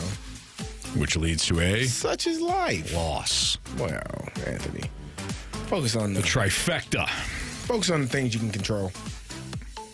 Cardinals, Blues, Battlehawks. You control all of those? Do I? No. Yeah. No, you're right. Marsh, what else you got for what's trending? Yeah. Shedeur Sanders and Travis Hunter. Yes. Their numbers retired. Colorado. Do you guys think that this is stupid? And what do you feel should be the prerequisite for having a number retired? And do you think Shedeur Sanders met that standard? And do you think maybe Travis Hunter deserved the number retiring more so than Shedeur Sanders? Travis definitely deserved it. He won the Heisman, right? You don't get to that level. He's going to be a top 5 pick, probably top 3, maybe top 2. He deserved it. And if you want to lump him and Shedeur in, I mean, maybe it's more about how they changed the culture at Colorado. Colorado was not a destination spot for college football, for high school football players or college football players that are transferring from school to school. Mm-hmm. It is now, because those two really, and along with Deion Sanders, made it a good landing spot, a great spot for people to want to go. I do believe that Travis probably deserved that moment for himself, and not always have, like, he is another Sanders. Essentially, they treat him like a brother. I think Deion treats him like a son. But I think that moment was his moment, solely his moment. And nothing against Shedeur. I think that they could have had that moment solely for Travis, because he did deserve it. No, I completely agree with that. I mean, if you're going to have your number retired, you almost have to kind of embody what it was to be that, a player at that school. Right. That's what I think of, at least. Like, are you a really great ambassador for that school? Travis Hunter probably is. Again, he won a Heisman, but Shedeur Sanders, I don't know if he's there long enough. I think they're both great ambassadors for the school, but I think the requirements. Would you say that if Deion wasn't the dad for Shedeur? Well, I think what Shedeur did was outstanding. I mean, he's projected as a first round draft pick, top 9 maybe, could slip to 21 if he's still around. Still though, but he's not a Heisman Trophy winner and a projected number 1. It's not like overall. It's not like they won a national title. It's not like they won anything of significance, really. I agree. And I'm not saying it's all on Shedeur Sanders, but if you're going to have your number retired, I don't know. I think it's weak sauce with Shedeur. Let's say you take Shedeur Sanders, take his last name out of the equation. I don't think his name is, or his number's being retired. Yeah, that's the bottom line. Mm-hmm. Carey can disagree, but his brother played in the MLB. My brother? Eric Davis. Oh. No, that was him. Oh, yeah, that was you. Me. That was Carey for like a little bit of time before he warmed up to his real name. Yeah. I did learn something this weekend. What's that? It was interesting. I was with my family and my aunt. She goes by Rita. But her real name is Edna. And so I didn't realize that Rita was just a name she made up when she was 6 years old. Yeah, and stuck with it. Good for her. Like, she liked the name. My name is Rita now. And so that's what she's been called for. That's awesome. Her entire life. You're going to call me Rita. Yeah. That's not your name. Maybe that's what it is now. Yeah. Okay. All right. You want to be called Frankenstein? I'll call you Frankenstein. I should have stuck with Eric. Eric? Yeah. Giving the company to Eric? All right. It's Fast Lane on 101 ESPN. Ollie mentioned something over the weekend. Ollie Marmol mentioned something over the weekend that kind of it piqued my interest in terms of, like, did he just give himself a deadline here? I'll explain next on 101 ESPN.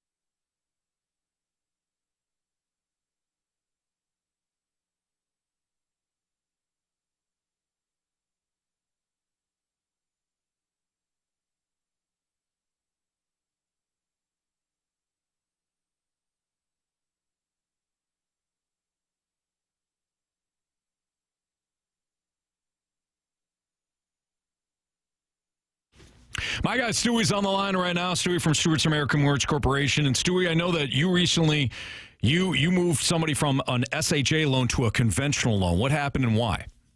Anthony, people think that FHA loans are the greatest in the world. The interest rates are lower, and so you're doing better by getting an FHA loan versus a conventional loan. This is wrong. Any FHA loan, the government charges you 1.75% as a fee, and no matter how much you borrow, what percentage of the value of the home you borrow, you're going to pay that nasty thing called PMI. We just took a ESPN listener. We went from FHA to conventional. The interest rate stayed the same, but because he was doing that FHA loan previously, we were able to knock out that PMI, saving $241 a month on the payment for free. Now, the sad thing was he didn't even know he had the PMI. Most people get involved in this. They think the interest rate's lower. It's a better deal. It's not. So if you have an FHA loan, give us a call. We may be able to save you $100 for free, and you'll be way ahead of the game. There you go, but you do have to pick up the phone and call my guy Stewie on his personal cell phone number, 314-324-4440. Again, 314-324-4440. You can call him day, night, doesn't matter. He's got that old school customer service feel. That's why he hands out his personal cell phone number. When I called him with a couple of questions a couple of weeks ago, that's the exact number that I dialed. So give him a call, shoot him a text. Say that you heard, us talking on 101 ESPN. You got some questions as well, see if he can help you out. And if you missed that phone number that I just handed out, make sure you Google the bagel loan. Again, Google the bagel loan. You get all his information then. Stewie, have a great day. Please. NMLS number 226715.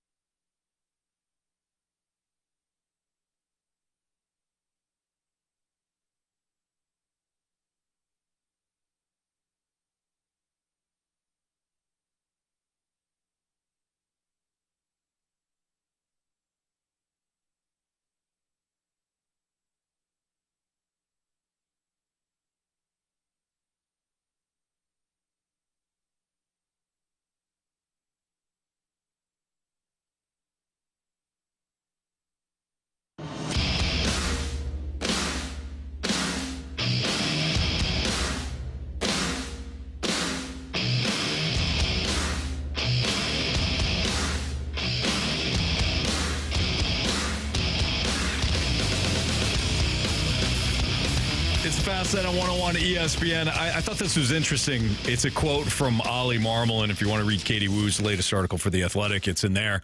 Saturday, he says, this is the quote from Ollie, Saturday was a perfect example of a youthful game in a lot of ways, Marmol said. There are youthful moments, and they have to experience that, learn from that. Our job is to make sure that it doesn't look that way in July. I'm going to read that last sentence. Our job is to make sure that it doesn't look that way in July. That's what Ollie said. I thought to myself, all right, he could just be throwing out a random month, right? Like just, later on down the road here can't look like that. But there was a lot of talk over the weekend about having patience with youthful mistakes. Marmol emphasized it, in fact, aiming for growth by July. Marmol and his staff taking a more educational, individualized approach. Coaches like John Jay and Stubby Clapper working closely with young players on strategy and video analysis. Players like Sajasi appreciated the constructive, calm coaching style. So you get like this sense that the coaching staff is saying, hey, we're going to be patient with everybody. Mm-hmm. We're going to kind of learn on the job here to some degree, or at least continue to learn on the job. But I thought that the July comment was interesting because he almost, whether he meant to do it or not, he almost is saying, if this doesn't look good by July, then this is on us, the coaching staff, at least with the young players. I thought it was interesting. So I think, or he could just be saying earlier in the season, we know that we're young, we have some growing pains, and we got some things we got to clean up. By July, those things should be cleaned up. I don't know if, and maybe that's exactly what you just said. Well, that's what Ollie said. Yeah, he said, hey, again, by July, it can't look like this in July. So I think he's saying, like, we're going to have some bumps in the road. We're going to have guys that are figuring things out, taking off from third base when they shouldn't, or maybe we corrected and we sent them and we won't. But July, by that time, you'll see the best version of this team. Now, does that mean that the best version of this team will be a NL Central contender? I don't know. But the mistakes and the mishaps and the poor play or the things that you don't like about what you're seeing from Cardinal baseball, those things will be cleaned up. Pitching will be better.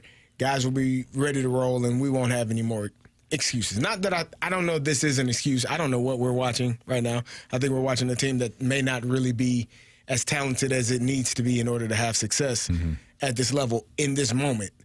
But hopefully by July that those things will be cleaned up. Well, the reason why I bring this up, guys, is we often look for tangible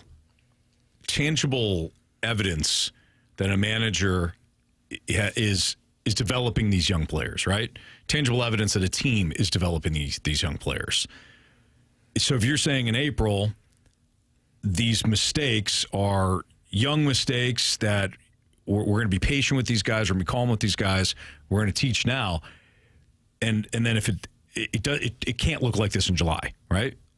You're basically saying for the next couple of months, we're going to be patient, we're going to show some growing pains and all that, but by July, it's not going to look like this anymore. So now we have tangible evidence from like July until the end of the season. That to me is an indication of whether or not Ollie and his coaching staff are doing their job. Forget the wins and losses and things like that. Just these type of mistakes from July to the end of the year. You can kind of circle that time period. I think what comes to mind for me is like, why is it July? Why can't you have these things fixed in like the next 2 to 3 weeks? It doesn't mean they can't, but I think what he's saying is like we're gonna be patient. We're gonna take this approach with this exact team, this young team, and it's not gonna look like this in July. It could look better early, but I think he's just saying like, look, it's gonna take a little time here. Yeah. Marsh hates it. Marsh doesn't like it. Well, again, Marsh wants it fixed. Like what yesterday. Are you trying to fix? I think you have to wait. You have some things that need to be corrected. Only way they can be corrected is through going through it. Like we were joking earlier, we're gonna go under. No, you got to go through it in order to come out on the other end and feel like you're doing what you need to do. Marsh's head is hurting. Well, so Splashback Deuce brings up a good point in the snake pit. He goes, or they're saying that it won't be tolerated, and that's the end of the beloved runway. Okay, I can deal with that too. So well done, SD. If in July, if you're still striking out, if you're still not hitting the ball well enough, if you're not fielding well enough, if you're not pitching well enough, then maybe that's the end of the runway for you.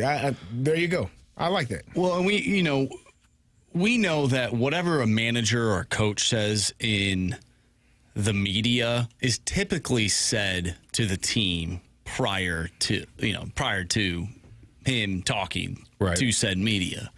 So this team knows if that is the case, we will not be tolerating this type of shenanigans in July. My issue is now you're setting like a hard date for that, but like why can't that be fixed till in June? Like your season's going to be over in July if you play baseball like this. It might be, but the team's not good enough. Like we've all said that. Like it's so coming out of the gates. Like, why aren't you winning? We know why they're not winning. They're not good enough, right? So I think what Ollie is trying to do is balance. Yes, they still want to win, but they've got player development too that's still going on. But why aren't they good enough though? Because they've been in these games. Right? It's not like they've been blown out in every single game. You said it, though. You said it earlier. The teams that they've beaten have been under 500. For sure. But they've beaten bad teams as well. So the way they're losing, though, is frustrating because they're doing it to themselves. That's why they're not. They're running it out of innings. Like you're losing by your bullpen isn't coming up big. Like there's pieces there where it's like, okay, I see shades of this team could be decent, but like it's the little things. It's not like they're going up there and they can't hit, a beach ball. Sometimes it looks like that. But like we know the offense can get to a certain level. We know that's possible. It's just like some of the, like you mentioned earlier, the details. Those details aren't there. That's why they're not winning these games. I don't think it's because they're the White Sox by any means. Right. So I think there are elements of this team that can be good. They're not doing it, though. And like you can't just wait an entire 2 months to figure those little things out. Those things can be corrected, in my opinion, in 2 weeks. So what if the July deadline that we were talking about that he spoke about, maybe he's saying, yeah, we're teaching them these things, and if they ain't doing it by July, then forget it.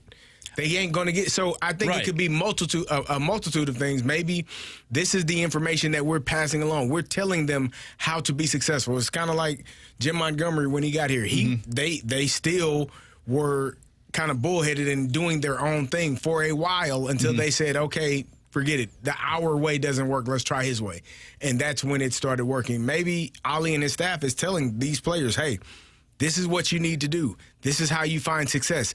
These are the things that are going to help you. And if they're still not willing to do it, that's not on the coach. That's on the player. Right. I was watching. I watched the Inside the NBA after the Warriors played the Rockets, and they were like, well, what can Udoka, the coach for the Rockets, do to help them win the game? And Charles Barkley, like, nothing. They got to make a shot. Yeah. They didn't make no shots tonight. That's why they lost. Right. There's no coaching involved in that. You shoot the ball, you make it. You swing the bat, you hit it. If I tell you and prepare you for all of those things, it's your job as a player to go up and perform. And so maybe that's the deadline. Maybe there is no secret sauce to a 2-week process if players aren't doing the things that are required to be successful. Yeah. We don't know, though. We don't know what that time frame meant. So we just sit here and kind of talk back and forth about it. But I think it could be many different things or many different thought processes as to why he said that day. In the text line, a few people brought this up, actually. Could be referring to the trade deadline, too. Some people might not be here anymore. Yeah, we're kind of in the weeds right now. What I'm saying is a lot of times we're like, hey, how can you properly judge a manager beyond wins and losses? Well, here you have a manager that's saying, like, we can't be making these mistakes. It's our job. We can't be making some of these mistakes. We're going to develop, from now until July, and then hopefully July through on, you're playing your best baseball. Now, I'm not here to argue whether or not it should be your best baseball right now. I'm with you. But the fact of the matter is, you don't have the Mets roster. You don't have the Phillies roster. You don't have the Dodgers roster. You don't have the Braves roster. Like, you do not have the best roster in baseball. So what do? You have to develop these kids, and you have to develop on the fly. And then July on, you should be playing your best baseball. If not, then you did not improve. The players didn't improve. The manager didn't improve. And a lot of people are saying, hey, get rid of Ollie. To me, you have tangible evidence from July on if you're playing some of your worst baseball. That's all I'm saying. All right, moving on.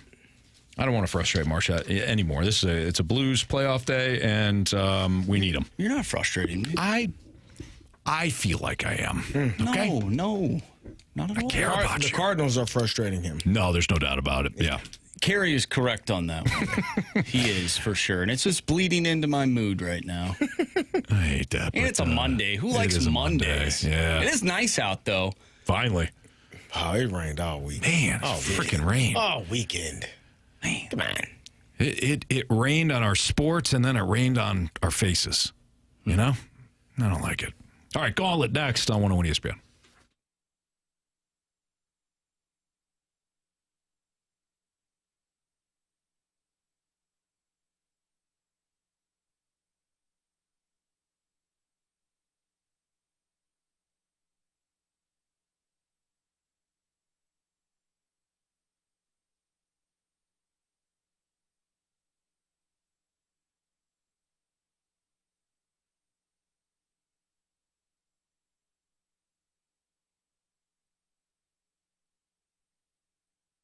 Stalter back with you for Mentality. If you're feeling like you're running on empty, Mentality, well, they're there to help. They certainly were for Jamie and I. So let's talk about why you might be feeling a certain way. If you have low energy and motivation, if you got fatigue constantly, if you're tired all the time, even if you get into the gym, you're still somehow gaining weight and your muscle isn't where you want it to be, especially around the midsection there, you got too much weight gain.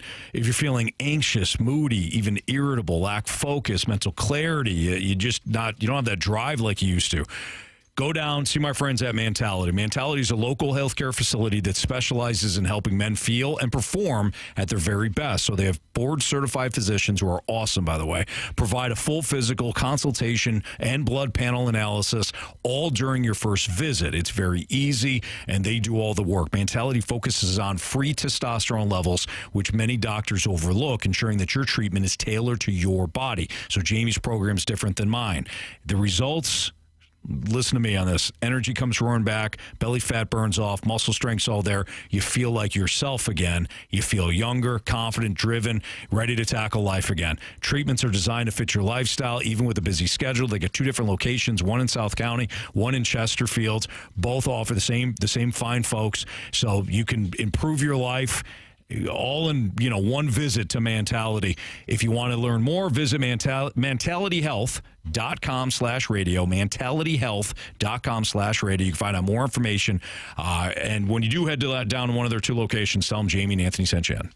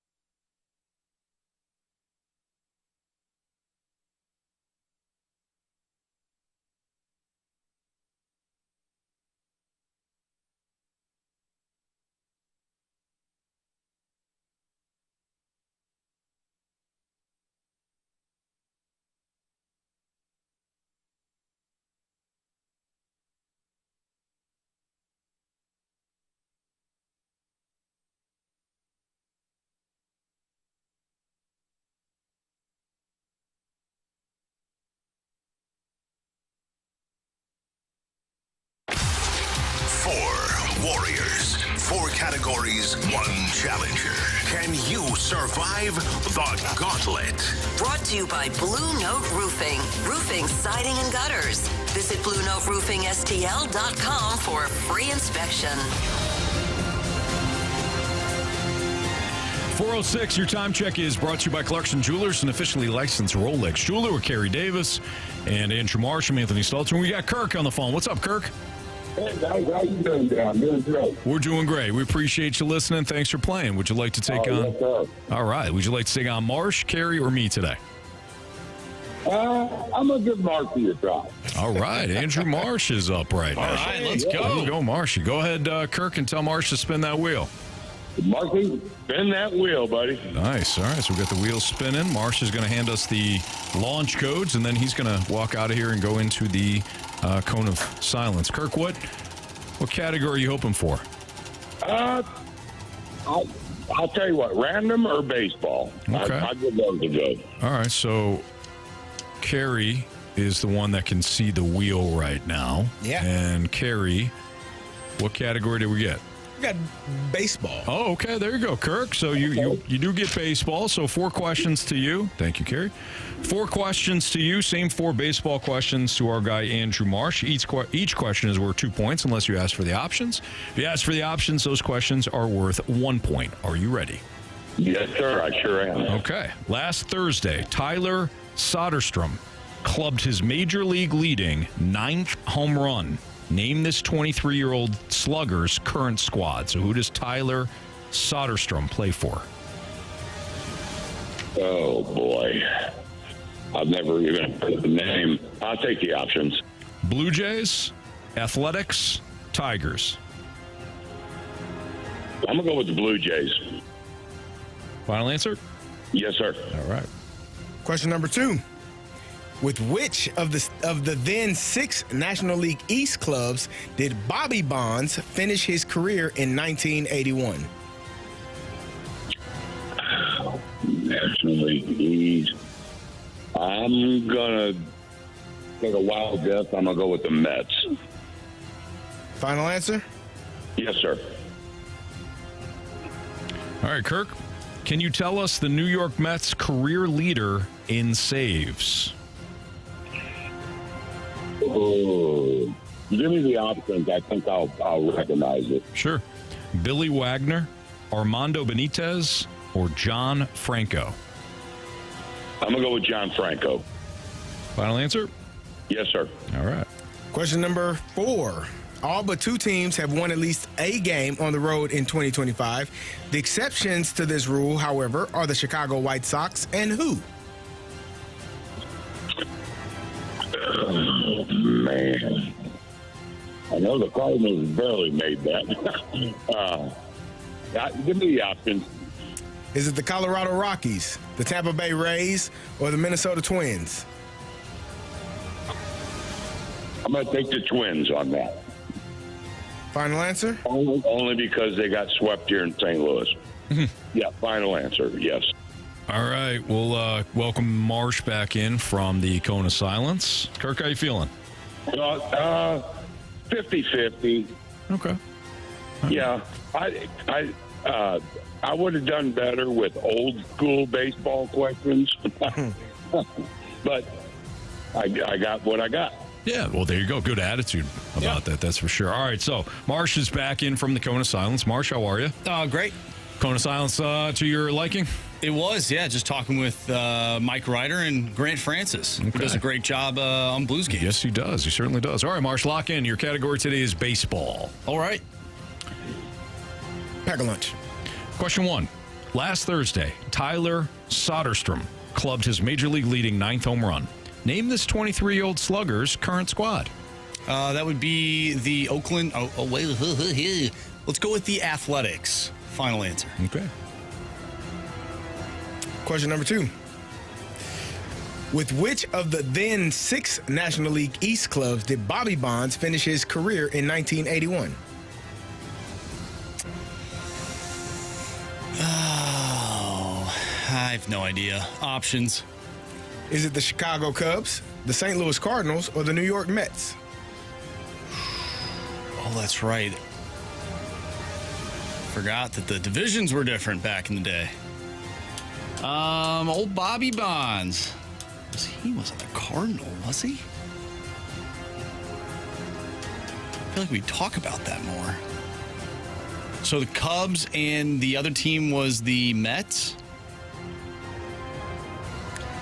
I am going to choose the Mets because the Cardinals just played the Mets, and I'm thinking that maybe there would be a Mets question within the Gauntlet. So I'll go with the Mets. Final answer. Can you tell us the New York Mets career leader in saves?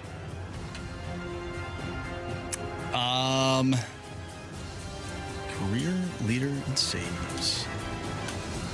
Billy Wagner comes to mind. Or was he in the Mets? Yeah, he was on the Mets for it. Let's use the options. Billy Wagner, Armando Benitez, John Franco. Ooh, John Franco. He's nasty in MLB The Show, Anthony. Is he? Yeah, try and hit one of his off-speed pitches. It's tough. I feel like Billy Wagner is my initial thought, but I also think it's almost too obvious. You know what I'm saying? I'm going to go with John Franco. Final answer. Question number 4. All but 2 teams have won at least a game on the road in 2025. The exceptions to the rule, however, are the Chicago White Sox and who? Can you say that again? All but 2 teams have won at least a game on the road in 2025. The exceptions to the rule, however, are the Chicago White Sox and who? Okay, so the White Sox have not won a game on the road, at least up until this point that the questions were made.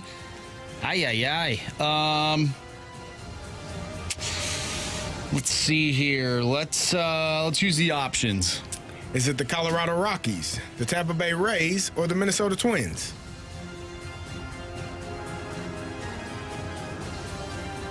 I mean, the Rockies seem like an obvious answer. I'm actually going to go with the Minnesota Twins. They stink. Give me the Twins. Final answer. All right, a lot of aggressiveness there from Marsh. Very much so. Let's start there. All but 2 teams have won at least a game on the road in 2025. The exceptions to the rule, however, are the Chicago White Sox and we just heard Marsh say the Twins because they stink. Kirk, he took the options and he said the Twins because, hey, the Cardinals swept them. Correct answer is? It is the Tampa Bay Rays. Tampa Bay Rays. We have a 0-0 tie. Can you tell us the New York Mets career leader in saves? You both took the options. You both landed on John Franco. Whoa. Correct answer is? John Franco. Whoa. 276 career saves. We have a 1-1 tie. With which of the then 6 National League East clubs did Bobby Bonds finish his career in 1981? Kirk, without the options, said the New York Mets. Marsh, with the options, said the New York Mets. Correct answer is? Well, Bobby Bonds was a St. Louis Cardinal the year before he retired. The Chicago Cubs. Chicago Cubs. We were looking for the Chicago Cubs. 1-1 tie. Comes down to this. Last Thursday, Tyler Soderstrom clubbed his major league leading 9th home run. Name this 23-year-old slugger's current squad. Kirk, you said the Blue Jays. Marsh, you said the Athletics. Correct answer is? The Athletics. Kirk. I've chosen poorly. You lose. I'm 0 for 2 on the Gauntlet. Sorry, Kirk. Oh, well, can I give a shout out to my sister, Kim Seabaugh? Of course. Go ahead. Hi, sweetheart. I love you. Good seeing you yesterday. Anyway, thanks, guys. Kirk. I love your show. And Carey Davis, you're my favorite, man. I appreciate that. Carey Davis. You came from the football world, and you've learned all the other sports so well. I appreciate that. Thank you so much. Joni. when Jamie first came on years ago, he only knew hockey. He knows everything now. Yes, he does. Absolutely. Absolutely. We appreciate it, Kurt. Thanks, man. We appreciate you. Thank you. Thank you very much, guys. Have a great day. You too. Thank you. Marshy, how dare you? Yeah, I told you. I told you. How dare you? I said, what did I say when I picked up the phone and I put it on hold? I put him on hold. What did I say to you immediately after? You said, "Man, I hope this guy doesn't pick me because this is one of the nicest human beings I've ever met." Yeah, I said that. And then nicest you people I've been on the dragged phone. I was him hoping he behind didn't the pick woodshed. me. Yeah. Dragged him behind the woodshed. Oh, man. 3-1, by the way, because Marsh did not need the options on that athletics question. So nice job there. Yeah, Marsh. I feel bad. Yeah, you should. Mm-hmm. By the way, the Kraken just fired Dan Bleisma after one season. So hockey coaches, NBA coaches, they're dropping like flies. We're going to talk to our NHL Blues insider next. Jeremy Rutherford joins us, talk a little Game 2 here on 101 ESPN.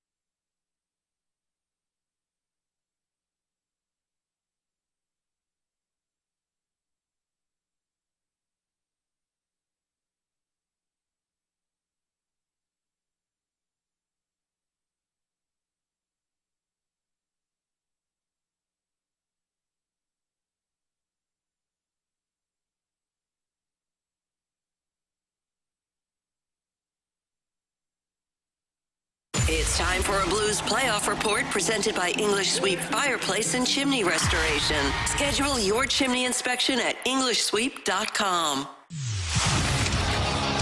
It's time for the Rutherford Report on 101 ESPN. Anything you folks want to know about the fascinating world of pro hockey, here we go. Tonight we'll have Game 2 between the Blues and the Jets. Pre-game at 5:30. Puck drop about 6:30. Blues Radio Network and 101 ESPN. Let's head to the Collier and Thompson phone line and talk about Game 2 with our guy, Jeremy Rutherford. What's up, JR? Not too much. Just want to say you guys are all my favorites, not just Carey, all you guys. You know, JR, we appreciate that, and we know you mean it, too. And you're our favorite Blues insider. Well, and how about Marshy? Just come on, can you not pick on that guy so much and beat him up 3-1? Like that sounded like a nice guy here from Winnipeg. He sounded really nice to me. JR, absolute drubbing from our guy Marsh. But I don't know if you know this. He only beats nice guys in the Gauntlet. Yeah, that's his thing. What's that record in the Gauntlet there, Marshy? He's got them all, JR. He's got the records. Let's see here. What are you looking for, JR? What record do you want to know? Well, how about a 1-1 split between the Blues and the Jets? How about that record? Oh, that's a transition. Yeah. That's called a transition in the game. All right, before we get to Game 2, let's go back to Game 1. Would you say that the key issue, JR, puck management and the defensive breakdowns, especially in the final 10 minutes, was that the thing that cost the Blues more than anything? Yeah, and I think even at the beginning of the third period, the whole third period to me, I realized that they gave up the lead in the last 10 minutes, but I felt like the Blues have been a great third period team the past 2 months. Jim Montgomery's pointed that out. They've outscored teams tremendously in the third period, and even if they're not scoring, they're locking things down, and they didn't do that the other night. There were just so many glaring mistakes in the D zone, but you say mistakes, give Winnipeg credit because they just come at you with that forecheck, and they're on home ice. They've been knocked out of the last two playoffs 4-1 in the opening series the last 2 years to Vegas and Colorado, and they don't want to let that happen against the St. Louis Blues. So they really brought it in that third period, but I do think that you could pinpoint the Blues' issues to the things that you mentioned there, Anthony. JR, the Blues only got 17 shots on goal. How do they get more shots on old Connor Hellebuyck? Well, they're going to have to control it like they did the first two periods of that game. But when they do control it and they do get into the offensive zone, we're going to have to see the Blues team that we've seen the past 2 months. And I know it's easy to keep referring to the way they played to get into the playoffs, but if they're going to be successful, especially against a team like this, number one in the entire league throughout the year, that's what they're going to have to do. They're going to have to get in on the forecheck. They're going to have to cycle some pucks, and they're going to have to get more shots at Connor Hellebuyck. You know, everybody's coming out of that game one saying, you score 3 goals on 17 shots against Connor Hellebuyck, you're doing something good and you shouldn't win that game. True, but if you only have 17 shots on goal tonight, you're likely not going to win this game. He's not going to give up 3 on 17. So, I think they've got to get in on that forecheck, but it goes back to what I said a second ago and what Anthony was alluding to. If you can't break the puck out, you can't get it out of your own zone, you spend all your shift in that defensive zone, you're not going to get much O-zone time for your top guys. Jeremy Rutherford joins us right now on the Fast Lane on 101 ESPN. JR, can emotional control be taught during a playoff run, or is that something that just kind of comes through experience like Zach Bolduc and maybe Jake Neighbors had to experience? I think it can be both. I think they have to experience it, which they did, and I think it can be taught and controlled once you move forward. And not that you couldn't go into game one and tell some of your younger guys, hey, it's going to get feisty. You're going to have to, stay disciplined. And they can learn that by teaching them. But I think they might have to go through it like they did in game one. You talked to Jake Neighbors. He said, listen, that's the number one takeaway that I had was just being able to control myself. I'm sure if Zach Bolduc had it all over to do again, you're not taking a cross-checking penalty, going to the bench at a stoppage of play on the power play. You just can't do that in the Stanley Cup playoffs. So I'm sure they've learned their lesson. And, guys, the number one thing that Jim Montgomery has said the past 2 media sessions is he said the exponential growth that we can have among our young players going from game 1 to game 2 and even the rest of the series is something that is an advantage to us. They're looking at that as what these guys learned in game one will help them grow, like he said, exponentially moving forward. JR, the Blues are 2-4 since the injury to Dylan Holloway. How much is that really impacting what's going on with them? It's just night and day. It really is. And I understand the next man up. They've done it all year. Colton Parayko, not in a million years would anybody have predicted that record the Blues had without Colton Parayko. But Dylan Holloway is a guy that they just feed off of. He fills a perfect spot on that line with Braden Chen and Jordan Kyrou. Everybody else kind of slots in where they slot in. And then just the way he plays the game, his tenacity, his doggedness, I think people were looking forward to seeing him in the playoffs, because if this is a guy who's doing it in game 62, what's he going to look like in game one of the playoffs? And, 24 hits in the first period last game, Braden Chen, 8. I mean, that's Dylan Holloway. He's going to be in on that too. They miss him. They miss him tremendously. He won't play in this series. I don't know if we expect to see him the rest of the postseason. And when the Blues look back at this season, whether he comes back or he doesn't come back, it's going to be a situation where everybody's going to be talking about it could have been a different series with Dylan Holloway. JR, some lineup changes here tonight, or at least these are the perceived lineup changes. You had tweeted them out earlier. Do you have a hunch that Jim Montgomery sticks with the lines from morning skate, or do you think maybe there's some gamesmanship going on? No, I think he's going to stick with him. I say that. I don't feel like I'm going out on a limb, but they're going to flip-flop Snuggerud and Neighbors from the first game. So you'll see Snuggerud with Thomas and Buchnevich, and Neighbors will go down with Shen and Kyrou. And Jim Montgomery said this morning that he's just looking for something to create some more offense. We just talked about the 17 shots on net against Hellebuck.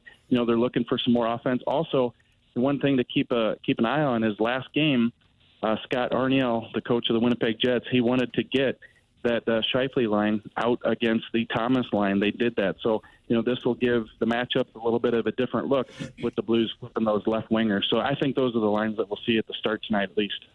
JR, do you think the Blues are going to come out as aggressive as they did in game one? They had 53 hits. It felt like they had over 40 in the first period. Do you think they're going to be that aggressive, or do you think they're going to dial it back a little bit? Probably dial it back, but probably not thinking about it too much, just naturally. You got that first game energy. You come out and you play physical like they did. Like I said, Braden Chen had 8 of those 24 hits in the first period. He said, hey, listen, it's playoffs, and that's what you got to bring. So, I don't expect that we'll see that type of number in the hit department tonight, but I know they're going to have to play physical. They realize that that's what they're going to have to do if they have a chance to beat this Winnipeg team. But I think naturally game 2, game 3, things start to settle down a little bit. It's all about making smart plays, putting yourself in good position. Sometimes those hits, you take yourself out of position trying to chase those hits. So still a lot of physical play tonight, but I would be surprised to see those numbers. JR, we know you're going to go cover the game tonight. We appreciate you. We'll look for your game story, too, at The Athletic later on tonight. We appreciate it. Thanks a lot. We'll see you guys back in St. Louis in a couple of days. All right, sounds good. Thanks, JR. Yep. Jeremy Rutherford, our Blues insider with The Athletic, at JP Rutherford is where you can follow him on Twitter. So interesting that he thinks that they're going to stick with tonight's lines. Marsh, does that make you angry? No, let's just see what happens, all right? Okay, well, can you tell us the truth now? I am going to take the Carey Davis approach and not get too high, not get too low. All right. It's rubbing off on him. What? It's rubbing off on him. Oh. The mindset. Got it. Yeah, nothing else. All right. I didn't hear it, at least. Okay. Yep. All right. Yeah, no, you guys just, What if it doesn't work in the first period, Anthony? I'm going to be ticked off. Thank you. It's Fast Lane on 101 ESPN Sports. Six-Pack Part 1 is next. 314-399-9646 is the Air Comfort Service text line. So if you have a question for us, send it there. We'll have it answered next in the Sports Six-Pack on 101 ESPN.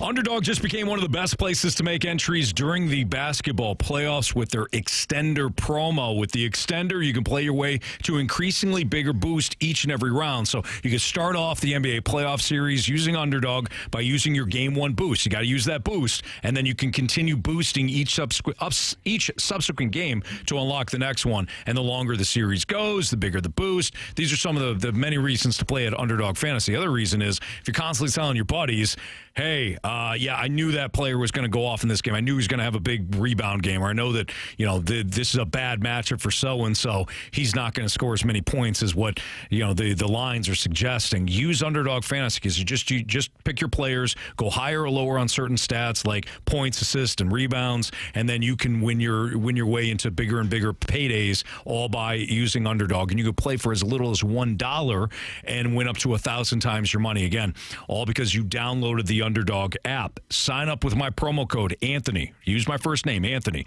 to unlock a special offer of up to $1,000 in bonus cash when you make your first deposit. Again, using that promo code Anthony at Underdog. Must be 18 plus, 19 plus in Alabama, Nebraska, and present in a state where Underdog Fantasy operates. Terms apply. See assets.underdogfantasy.com/web/extend.html for details. Concerned with your play, call 1-800-GAMBLER or visit www.ncpgambling.org.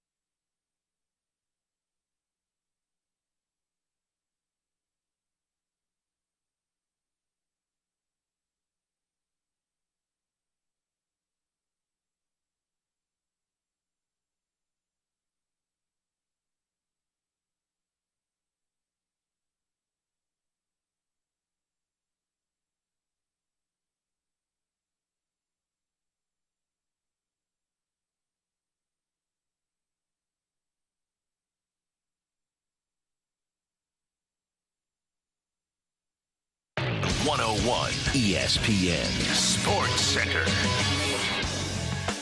I'm Andrew Marsh. It's time for a Sports Center update driven by Johnny Londoff Chevrolet and Johnny Londoff Autoplex. You just heard from Jeremy Rutherford, our Blues insider with The Athletic. If you missed that interview, make sure you go to 101ESPN.com or check out the free Dobbs Tire and Auto Center's 101 ESPN mobile app. Just head to the podcast page, and you'll find all of our full shows there and interviews. And it's all brought to you by the Schaefer Door Company. Game 2 tonight between the Blues and the Jets. Pregame starts at 5:30. Puck drop is at 6:30. Blues looking to even the series, taking a game in Winnipeg. That would be real nice. It'd be nice if the Cardinals could pull off a victory tonight as they go up against the Atlanta Braves after getting swept by the Mets over the weekend.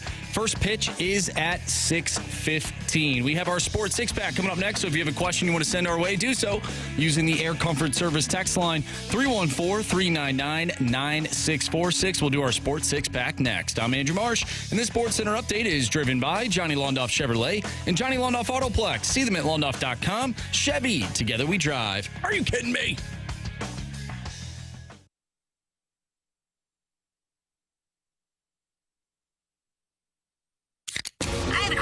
It's time for the Fast Lane to answer your sports questions. I want to ask you a bunch of questions, and I want to have them answered immediately. Asking me all these weird questions. Answer the question. Answer the question. Answer me! The Sports Six-Pack is refreshed by the Finnish Long Drink, Finland's best-kept secret. A sparkling citrus beverage made with real liquor. Visit thelongdrink.com. It's Fastlane on 101 ESPN. Air Comfort Service tax line is 314-399-9646. If you have a question for us, send it there. We'll be part of the part 1 or part 2 of our Sports Six-Pack. So here's part 1, question 1. Question number 1. All right, this one comes from Grant Francis Fan Club. Are we going to just pretend we didn't hear JR say Holloway probably won't be back even if the Blues make the Cup Finals? Yes, that's correct.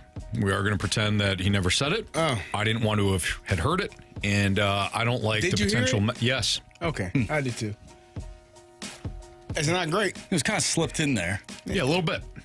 And now I want to slip my head in the sand and act like I didn't hear it. Here's the thing, though. Like, I feel like this season, the Blues have said, hey, this guy will be out for X amount of time, and then he's back before the expected timeline.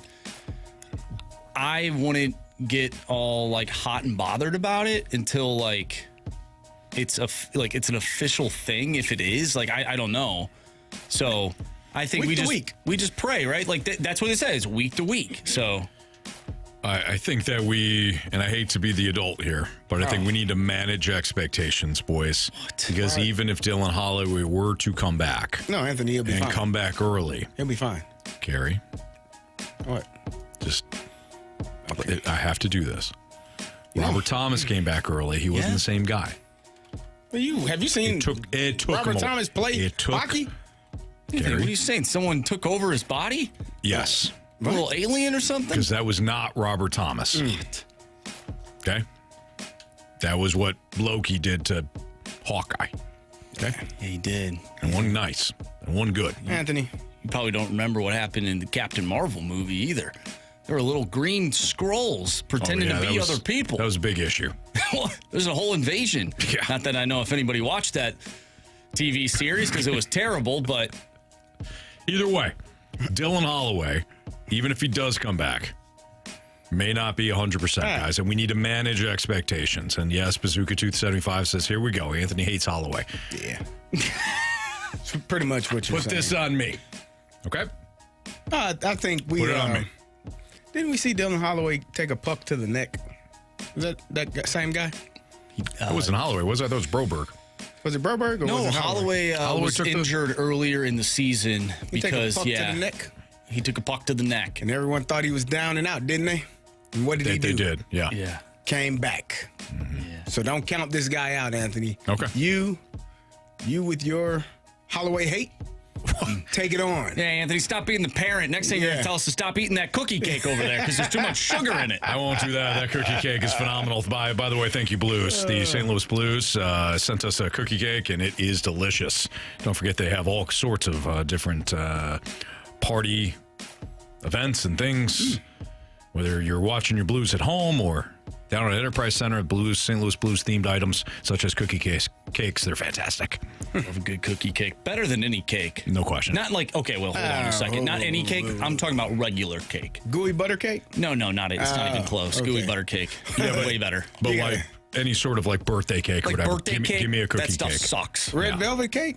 I no, do I love said red velvet. I said normal, like a normal cake. Not listening.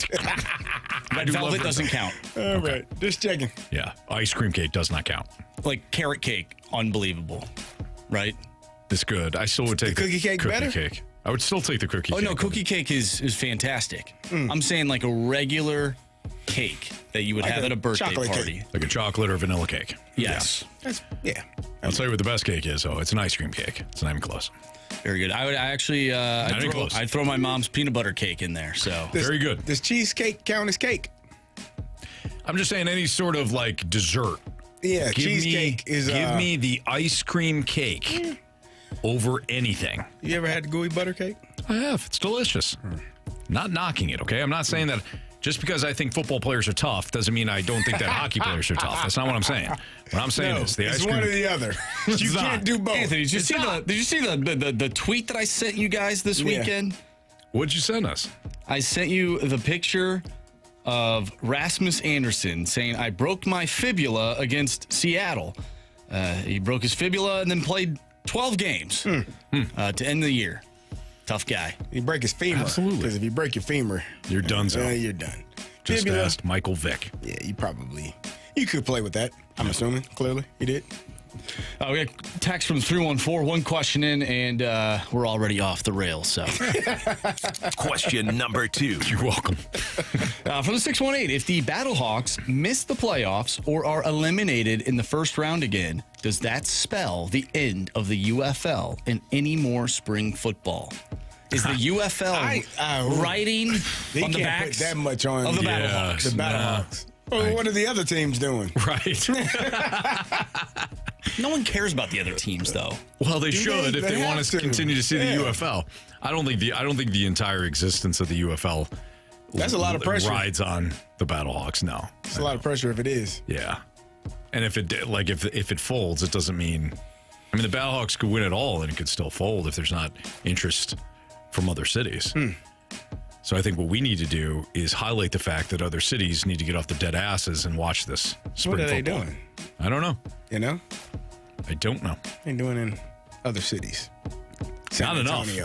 San Antonio's done playing basketball. Why aren't you watching? Yeah, really. The Wemby's been out for a while. Yeah. Why don't you tune into your Brahmas? You jerk bags. Go ahead. Question number 3. From the 314, did you guys find any of the NBA games exciting this weekend? I did, of course. Golden State Warriors going into Houston, number 7 versus the number 2 seed. Outstanding. Some people might call me a Laker hater. They might say I'm a LeBron hater. I think he's the second or third greatest player to ever play the game. I don't know how you could be a hater if you're top 3 in ever, Bob. But the Minnesota Timberwolves beat the hell out of them, too. They took it to them. That was a good game. Talking about beating the hell out of them, SGA and the Oklahoma City Thunder beat the Grizzlies by 51. I looked at the score. I was like, it was 54 points. And I said, my math is off. Is that 54 points? What the hell are they doing? That's a playoff game. That's ridiculous. That is a beating, Yeah. Bob. Was So, there it was some good games. any games this weekend that were single digits? Other than, no. We had the Nuggets and Clippers. That was actually a good game. They won by 2. The Nuggets did. Other than that game, everything else was double-digit win. Well, teams got to play better. NBA will. It's the playoffs. Now you got to play better. You got to play better. They'll get better. No, it was a good game. How'd you finish? Dead last. Yeah, had a good day. How do you do? I had a good day. All right, part 2 of our Sports Six-Pack is coming up. 314-399-9646 is the Air Comfort Service text line. Keep those questions coming in. Part 2 is next.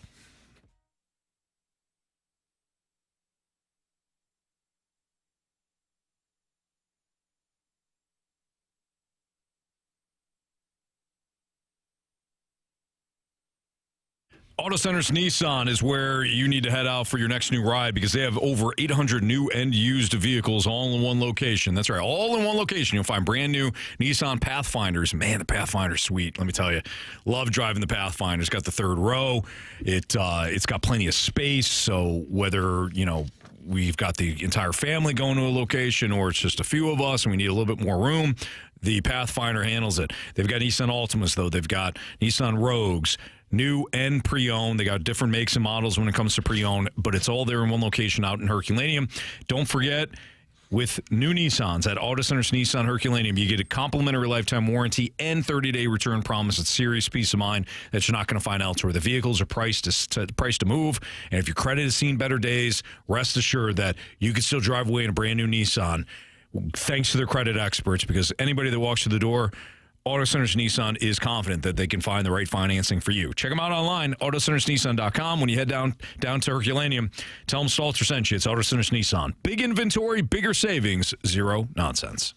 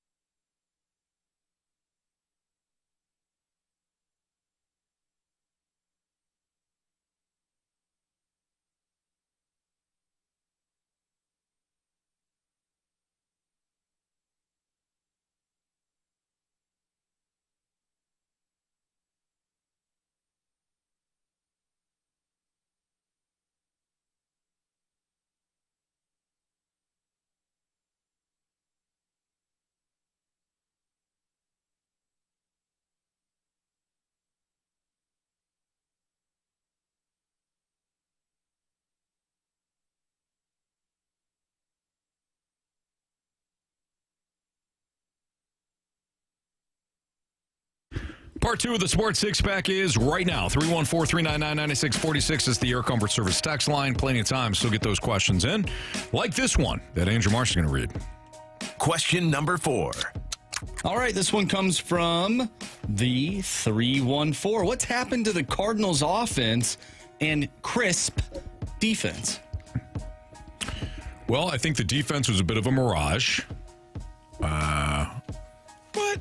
You need good defensive players to have a good defense. They got good players. The second thing is baseball is a journey, and you're going to have the ups and downs. And while Carey refuses to ride said roller coaster, I won't do it. That's just the nature of baseball. 162 games, what does it look like? But if you follow it week to week, you're going to get these ups and your downs. Doesn't help that Wilson Contreras still hasn't been great. He's one of your best hitters, and I don't know, what's his average these days? Off the top of your head. 140. Marsh? I believe it's 170. Not good enough. 169. Yeah, that was 170. 169. There you go. Oh, he's got 2 good numbers in there, Anthony. Certainly. 1 and 6. Mm-hmm. He's fighting his way back. 169. So one of your best hitters is hitting 169. Yeah, Okay. but where did he start, Anthony? 0. Well, they all start at 0. Yeah. They actually do. See? It's not 0. Also doesn't help that Jordan Walker, after some positive signs, has struggled. Yes. You mentioned Newbar only had 1 hit over the weekend. Mm-hmm. Alec Burleson's not off to a great start, a strong start. And Mason Wynn's been hurt. That's tough. But it's not great. Not at all. Yeah. So question number 5. Guess we didn't answer it. We did. Oh. Not good enough. Close. Yeah. From the 812, saw a story this weekend about the Cincinnati Bengals lease being up in Cincinnati at the end of this year. Any thoughts on the Bengals looking to come to St. Louis, and would you root for them if they came to St. Louis? Hell yeah. Yeah, of course. Joe Burrow. Joe Burrow? Joe Cool. No, it's Joe Montana. Cool. Man, Carey, you'd have 3 AFC North teams. You would. Oh. That'd be exciting for you. That would be difficult. It'd be like the Big Ten. You root for all the teams, right? That's what Carey would just choose an entire division. When your team, your real team, is not good enough, you root for the conference to make yourself feel better. That's the Carey method. Yeah. That's what a lot of people in the SEC do. They actually do that as well. Yeah. Yeah. So like Vanderbilt, they're like, yeah, we beat you. Now your conference beat the other team. Yeah. They did. Conference. Yeah, would I root for them? Absolutely. You'd be excited. Of course. You'd be thrilled. What does Cincinnati do to deserve the Bengals? You know? Does that make any sense? No, not at all. You want another fan base to feel the pain? Should we that be felt? hypocrites in the process? Sure. Yeah. Okay. Yes, we should. All right. Man, the text line would just be filled with, are they ever going to do anything about this defense? And then we would have to remind them, you didn't have a team 2 years ago. Stop complaining. Oh, wow. Yeah. What do you put the percentage, the odds that 12%. 12%? I was going to go with 2%. I think 1%. the Bengals, like the water boy just texted in, would have to change their name to the St. Louis Archers. Oh, boy. And then what Marshy told us last week came to fruition. It happens. That would be wild, wouldn't it? That would be wild. Be kind of scary. But he also said that would be. It would be kind of scary. I've seen a documentary of AI taking over the world. Multiple documentaries. Oh yeah, there have been several. Really, just any robot taking over. Yeah, it's kind of freaky. Except for that Sonny character, he was nice. Yeah, he was. He was. He saved Pleasant. them. He actually saved the world. Yeah. Good deal. Okay. Question number 6. Speaking of the water boy wants to know, how do you mentally approach today's show when none of the St. Louis teams were able to win over the weekend? Lots of drinks. Coffee, that is. You know, normally when the team loses, you try to channel how the fans are feeling.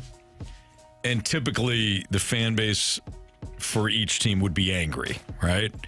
but the Cardinals fans are apathetic, and Blues fans, I think, are still hopeful despite the loss. Plus, it took you all 82 games to get into the playoffs, so it's a little bit of a different vibe. Like we know that the Blues have a real chance to get past Winnipeg, but Winnipeg's still the number one team.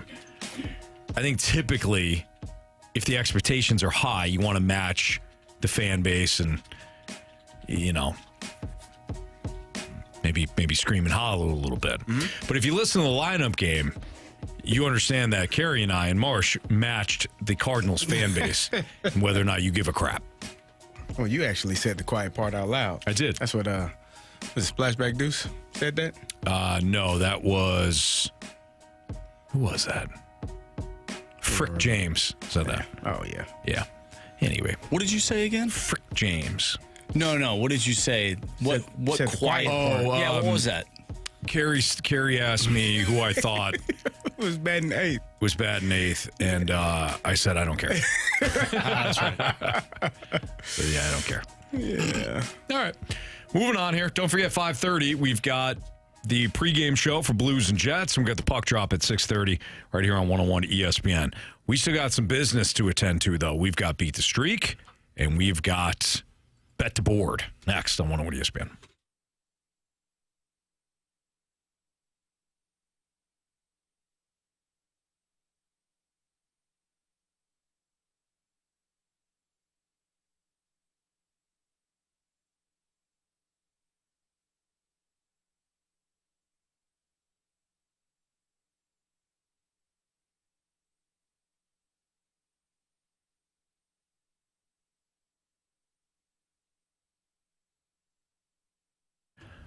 If you haven't called Green Envy yet, pick up the phone right now and dial 636-655-3689 because your lawn deserves a lot better. And I'm not being critical on this. I was that homeowner a long time ago, too, that's like, you know what? I'm going to have the best lawn on the block, and I'm going to learn this. I'm going to learn that. I'm going to go down to the hardware store. I'm going to get all the right gear, and I'm going to get all the right tools, make sure my lawn looks fantastic. I'm going to seed it right. No, I wound up causing more damage. But Green Envy, they know what they're doing. They only use products that are formulated for Missouri soil, weather conditions, and turf types. They don't use national, generic, cheap, and effective products that you will find at the hardware store. They know that there's certain parts of your lawn that's going to look better in the shade, depending on where the sun hits it. Certain areas get watered a little bit better, again, just because of where it's at. And they're going to formulate it and to your program the way that your lawn needs to be formulated. So when it comes to crabgrass being a big problem again, or any sort of weeds that are popping up, the purple thatch it's all over my lawn. But not anymore because I have Green Envy. They'll come out, they'll spray if we get a lot of rain like we have been here, and all of a sudden you see other areas pop up. They'll come back out and they'll respray for no extra cost. It's all part of your program. And their programs have no hidden fees, no contract. You're going to love working with Green Envy. GreenEnvyLawns.com, or again, pick up the phone call 636-655-3689. Green Envy.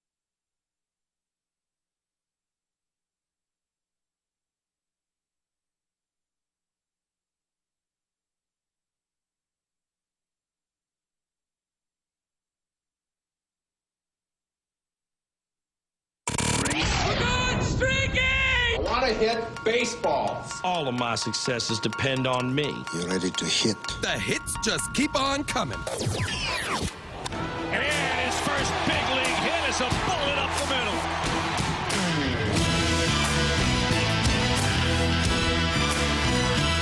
Your time check is brought to you by Clarkson Jewelers, an officially licensed Rolex jeweler. Time for Beat the Streak. We got our guy Andrew back. What's up, Andrew? Hey, what's going on, guys? How are y'all? Not much, man. Hope you had a great weekend and happy Easter.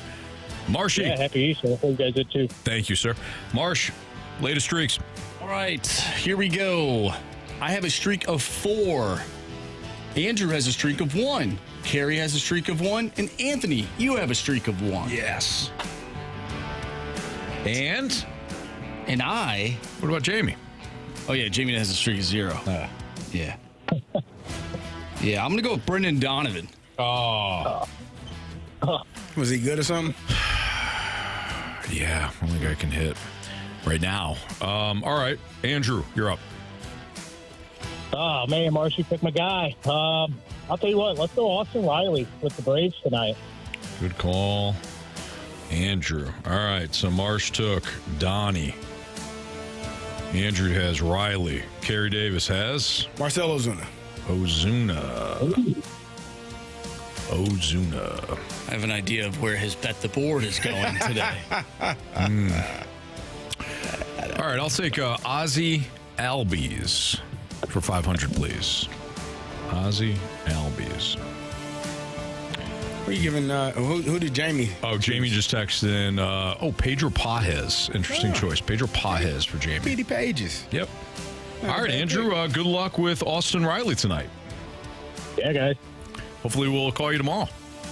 Yeah, sounds good. All right, man. Look forward to it. Sounds good. Andrew. Thanks, Andrew. See you, buddy. Bye. See you.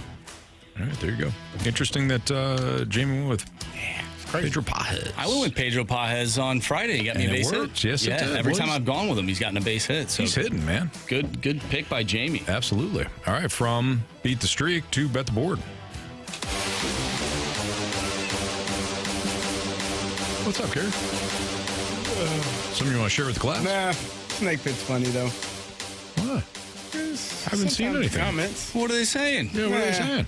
It's available for everyone to tune in if they go to 101 ESPN STL on YouTube, right? That's just says the St. Louis Archers are the St. Louis Community College team. I don't know if that's... we've seen repeat names. Yeah.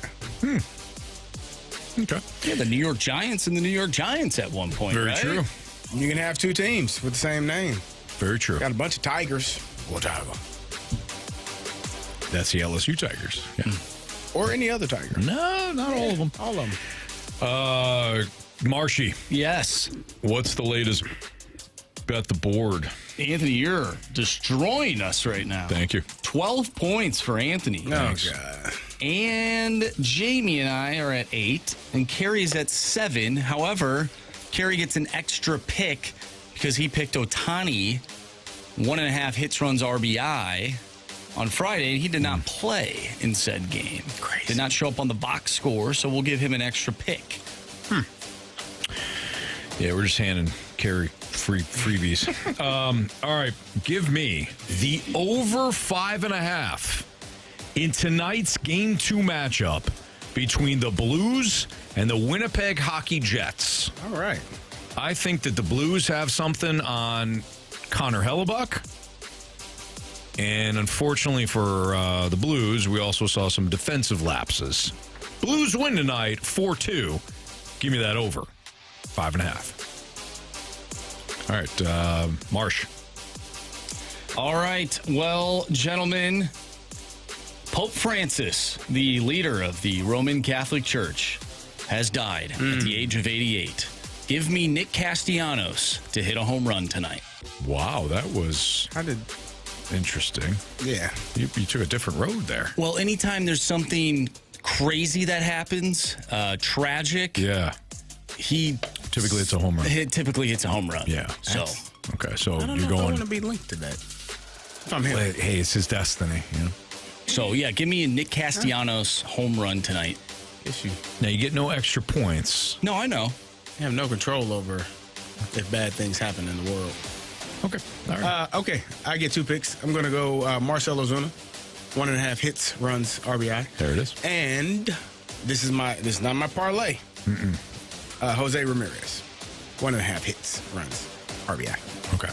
So yeah, if you go 1-1 tonight, yeah, then you get 1 point. Correct. All right, there you have it. Tee off with the morning after at the return of the Dotem Golf Tournament presented by Michelob Ultra. It's May 29th and 30th at Oak Valley Golf Course and Resort. Get your foursome together for a full day out on the course with TMA, including complimentary breakfast from Donut Drive-In, lunch from Lee's Famous Recipe Chicken, all your Michelob Ultra, the 100 West Dental Closet closest to the pin competition, and after party with food from Texas Roadhouse on Thursday and Super Smokers Barbecue on Friday. Registration opens this Friday morning at 8 a.m. with a portion of proceeds benefiting the St. Louis Hero Network in honor of Brian McKenna. Find all the Dotem info now at 101ESPN.com. Who's Jamie going with? To that foursome? No, for Bet the Board. Oh. Did he text in? Oh, yeah, he did. Yeah. He wants the Avalanche minus 150 against the Stars. There you go. Quick and easy. Do you think that we'll be invited to this TMA? What time is it? I mean, it's a golf tournament, so it's probably in the morning, right? Nah, they usually. Is it on a Saturday? No. It's on a what it's day? May 29th and 30th. Thursday, Friday. Yeah. That means no, you're not invited. You got to work. Yeah, well, I mean, but we could play a little bit, right? Nah. Get that complimentary breakfast? No. They probably shotgun start at 11. And they get 12. They'll probably do a shotgun start at 2, wrap things up at 6. Probably. Yeah. Yeah. That's usually how things go. Yeah. Anything here at the station it's typically from 2 to 6. I got to work on that. Yeah. Got a holiday party. 2 to 6. 7 in the morning. Want to celebrate with everybody. Thanksgiving. Happy Thanksgiving, everybody. Complimentary party from 2 to 6. What's happening at that time, Anthony? Oh, it's our showtime. Oh. So yeah. we're not able to partake in those. Right. Interesting. Crazy how that works. Who do you think is at fault for that? I don't know. I don't know who we can blame on that. Well, I have one name in mind. Actually, I have 2.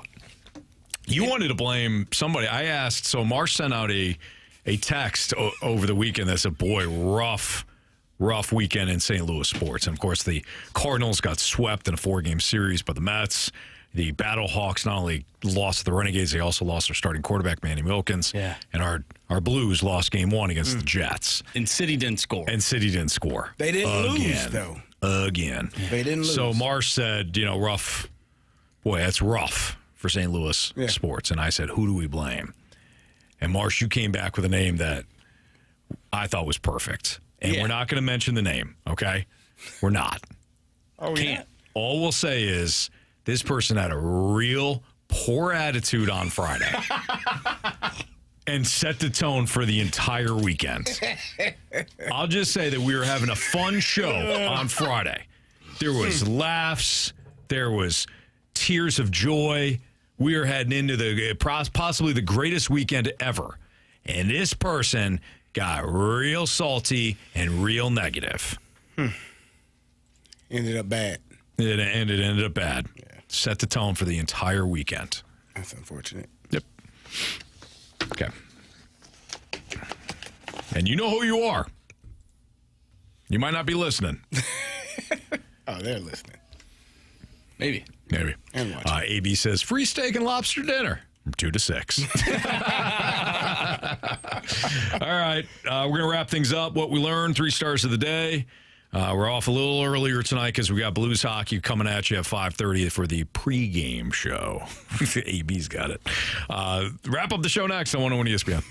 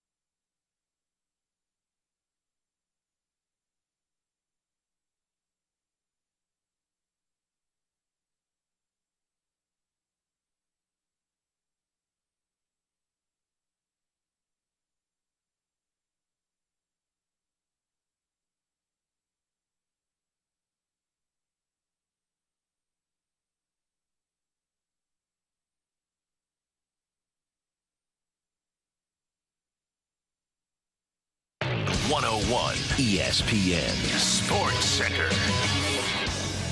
I'm Andrew Marsh. It's time for a Sports Center update brought to you by Saliga Heating and Cooling. We are about 15 minutes away till Blues pregame as the Blues take on the Winnipeg Jets in Game 2 of this first-round matchup. The Blues trail in the series after losing on Saturday by a final score of 5-3. If you missed any of our Blues coverage today in the Fast Lane or any of our conversations today, make sure you go to 101ESPN.com or check out the free Dobbs Tire and Auto Center's 101 ESPN mobile app.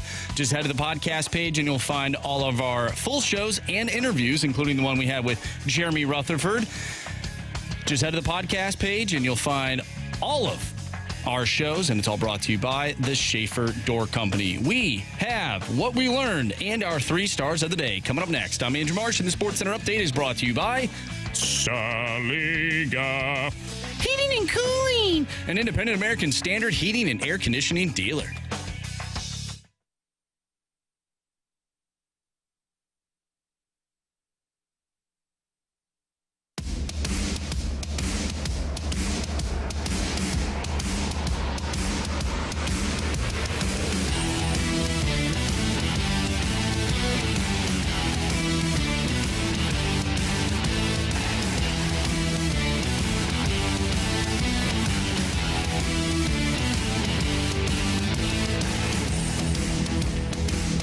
If you missed anything from the show today, you can always download the podcast, available at 101ESPN.com or on the Dobbs Tire and Auto Center's 101 ESPN mobile app. All the podcasts, of course, brought to you by Schaefer Door Company.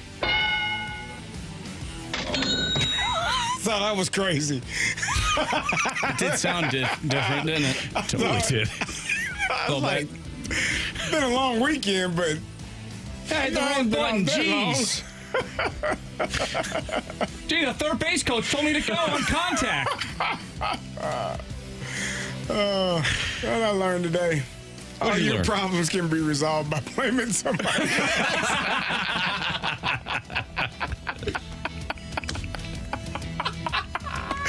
Just blame someone else. Not your fault, man. It's not even your team's fault. It is that guy's fault. Set a bad attitude. You know? Yep, set the tone. Set the tone for the whole weekend.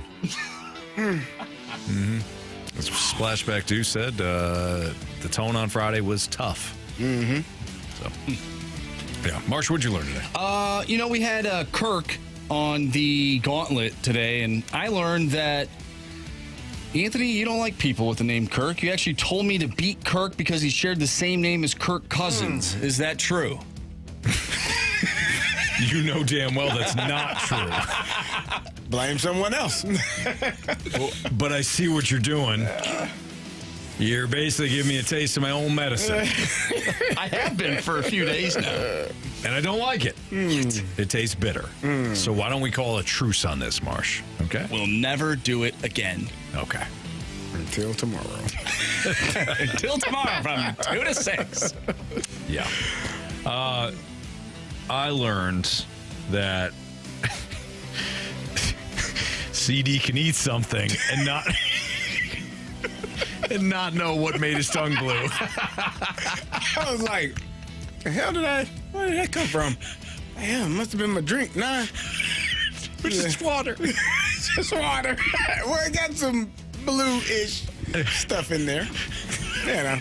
There's that dang water and cookie coffee. cake. Is the cookie cake from With the Blues. the icing. Yeah. Yeah, it's blue as Damn could be. icing. Gotcha every time. It's crazy. Yep. AB says rule number 4, get yourself a fall guy. Yeah, that's true. Oh, yeah. I like that. Now, is that 4 or 5? I don't think that's 4. Yeah, but I see what we got to sit down and write these rules down. 1 is nobody's safe. Mm-hmm. 2 bury is the bodies. bury the bodies. What's 3? 3, what's 3, Marsh? What's rule number 3? Don't stare into your eyes. Don't look at me. Don't look Anthony in the eye. 4 might be get yourself a fall. Get yourself a fall guy. Yeah. Okay. I'm okay with that. I think that's good. Yeah. I feel like we've had other blue, or not blue. I read water poisoning blue mushroom. Oh, the Bob rule. Oh, yeah, the Bob rule. It's a good one. The Gauntlet? Yeah. The Gauntlet rule? Yeah. Mm-hmm. Boy, he found a loophole in the rules, didn't he? That's pretty good. Yep. That's more bacon wrap wiener. That's more in the more in the Gauntlet bylines. The 314, 2314's texting and wondering if Carey is eating Blue Chew on the air. Not yet. And why would you need it, right? Yeah. When Anthony here is just making you feel great. Yeah. your ear holes. I don't know where I was going with that one. I thought you were going to say, why don't you need it? Because Anthony's got mentality. Yeah, he does. Yeah. Marsh, what the hell? You're bringing the energy, Anthony. Okay, all right. Anyways, go ahead, Marsh. It's hot in here. It is warm in here. 314 says, go Blues, go Cardinals. All right. That's right. You better believe it. Tonight's the night. Tonight's the night, tonight. I think it's Phil Collins. That's the other song. What's the other song? What's that Phil Collins sings? He sings a lot. Feel in the air tonight. Yeah, exactly. In the air tonight. That's the only Phil Collins I know. The only one I care about. Well, no, Phil Collins, I believe, was the maker of the soundtrack of the Tarzan movie. The Don't Stop Your Crying, It Will Be All Right. You know that song from Tarzan? I don't know. What? Mm-mm. Me neither. But Carey, I did see the other documentary this weekend. Which one? Mufasa. Did you like it? It was good. I told you. It was good. I don't know if I have a better. I don't know if I have a better. You got an understanding, though. Wasn't he still a pile of Yes. No, not initially.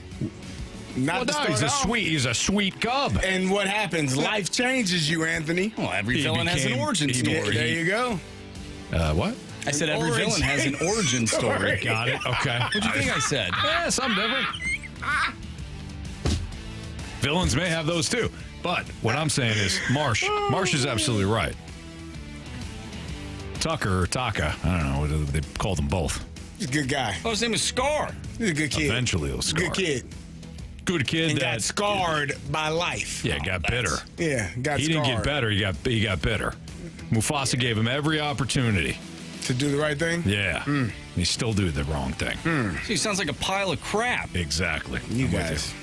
So they made a whole movie about why this guy's still a pile of crap. Yeah, that's right. But you liked it. Those white lines were cool. I got to be honest. See? Was it a musical? It wasn't a musical, but there were songs. So like the original Lion King, you can get behind that. Yeah, a couple animals singing songs. I wouldn't put that in the musical category. No. Yeah. Good deal. All right, ready for the 3 stars? Yes. It's time for the Fast Lane's 3 stars of the day. Presented by Circus Sports Illinois. Sports betting the way it should be. All right, our 3rd star of the day goes out to White Lions, baby. White Lions. 3rd star goes to City SC for not losing this week. Yeah, City SC, nice job. You draw playing fools. Nice job. 2nd star of the day goes out to the dump button today. Oh, yeah. Man, I've hit that dump button more times last week than I have in a year. There's a fine line between shift and another word. And ship. Ship. Yeah, there you go. With a P. Yeah. 1st star of the day goes out to the Blues cookie cake. Yes. yeah. Boy, that was solid. Take it Thank home, you. Anthony. Thank you, I will. Load those kids up. Yeah, that's what they need. Up all night. Yeah. I looked at Killian this morning. He had a half-eaten chocolate bunny. I go, my man, how many is that for you? Only 2. I'm pretty sure it was 4. I'm pretty sure he stole it from his little brother and sister. Man. Yeah, not great.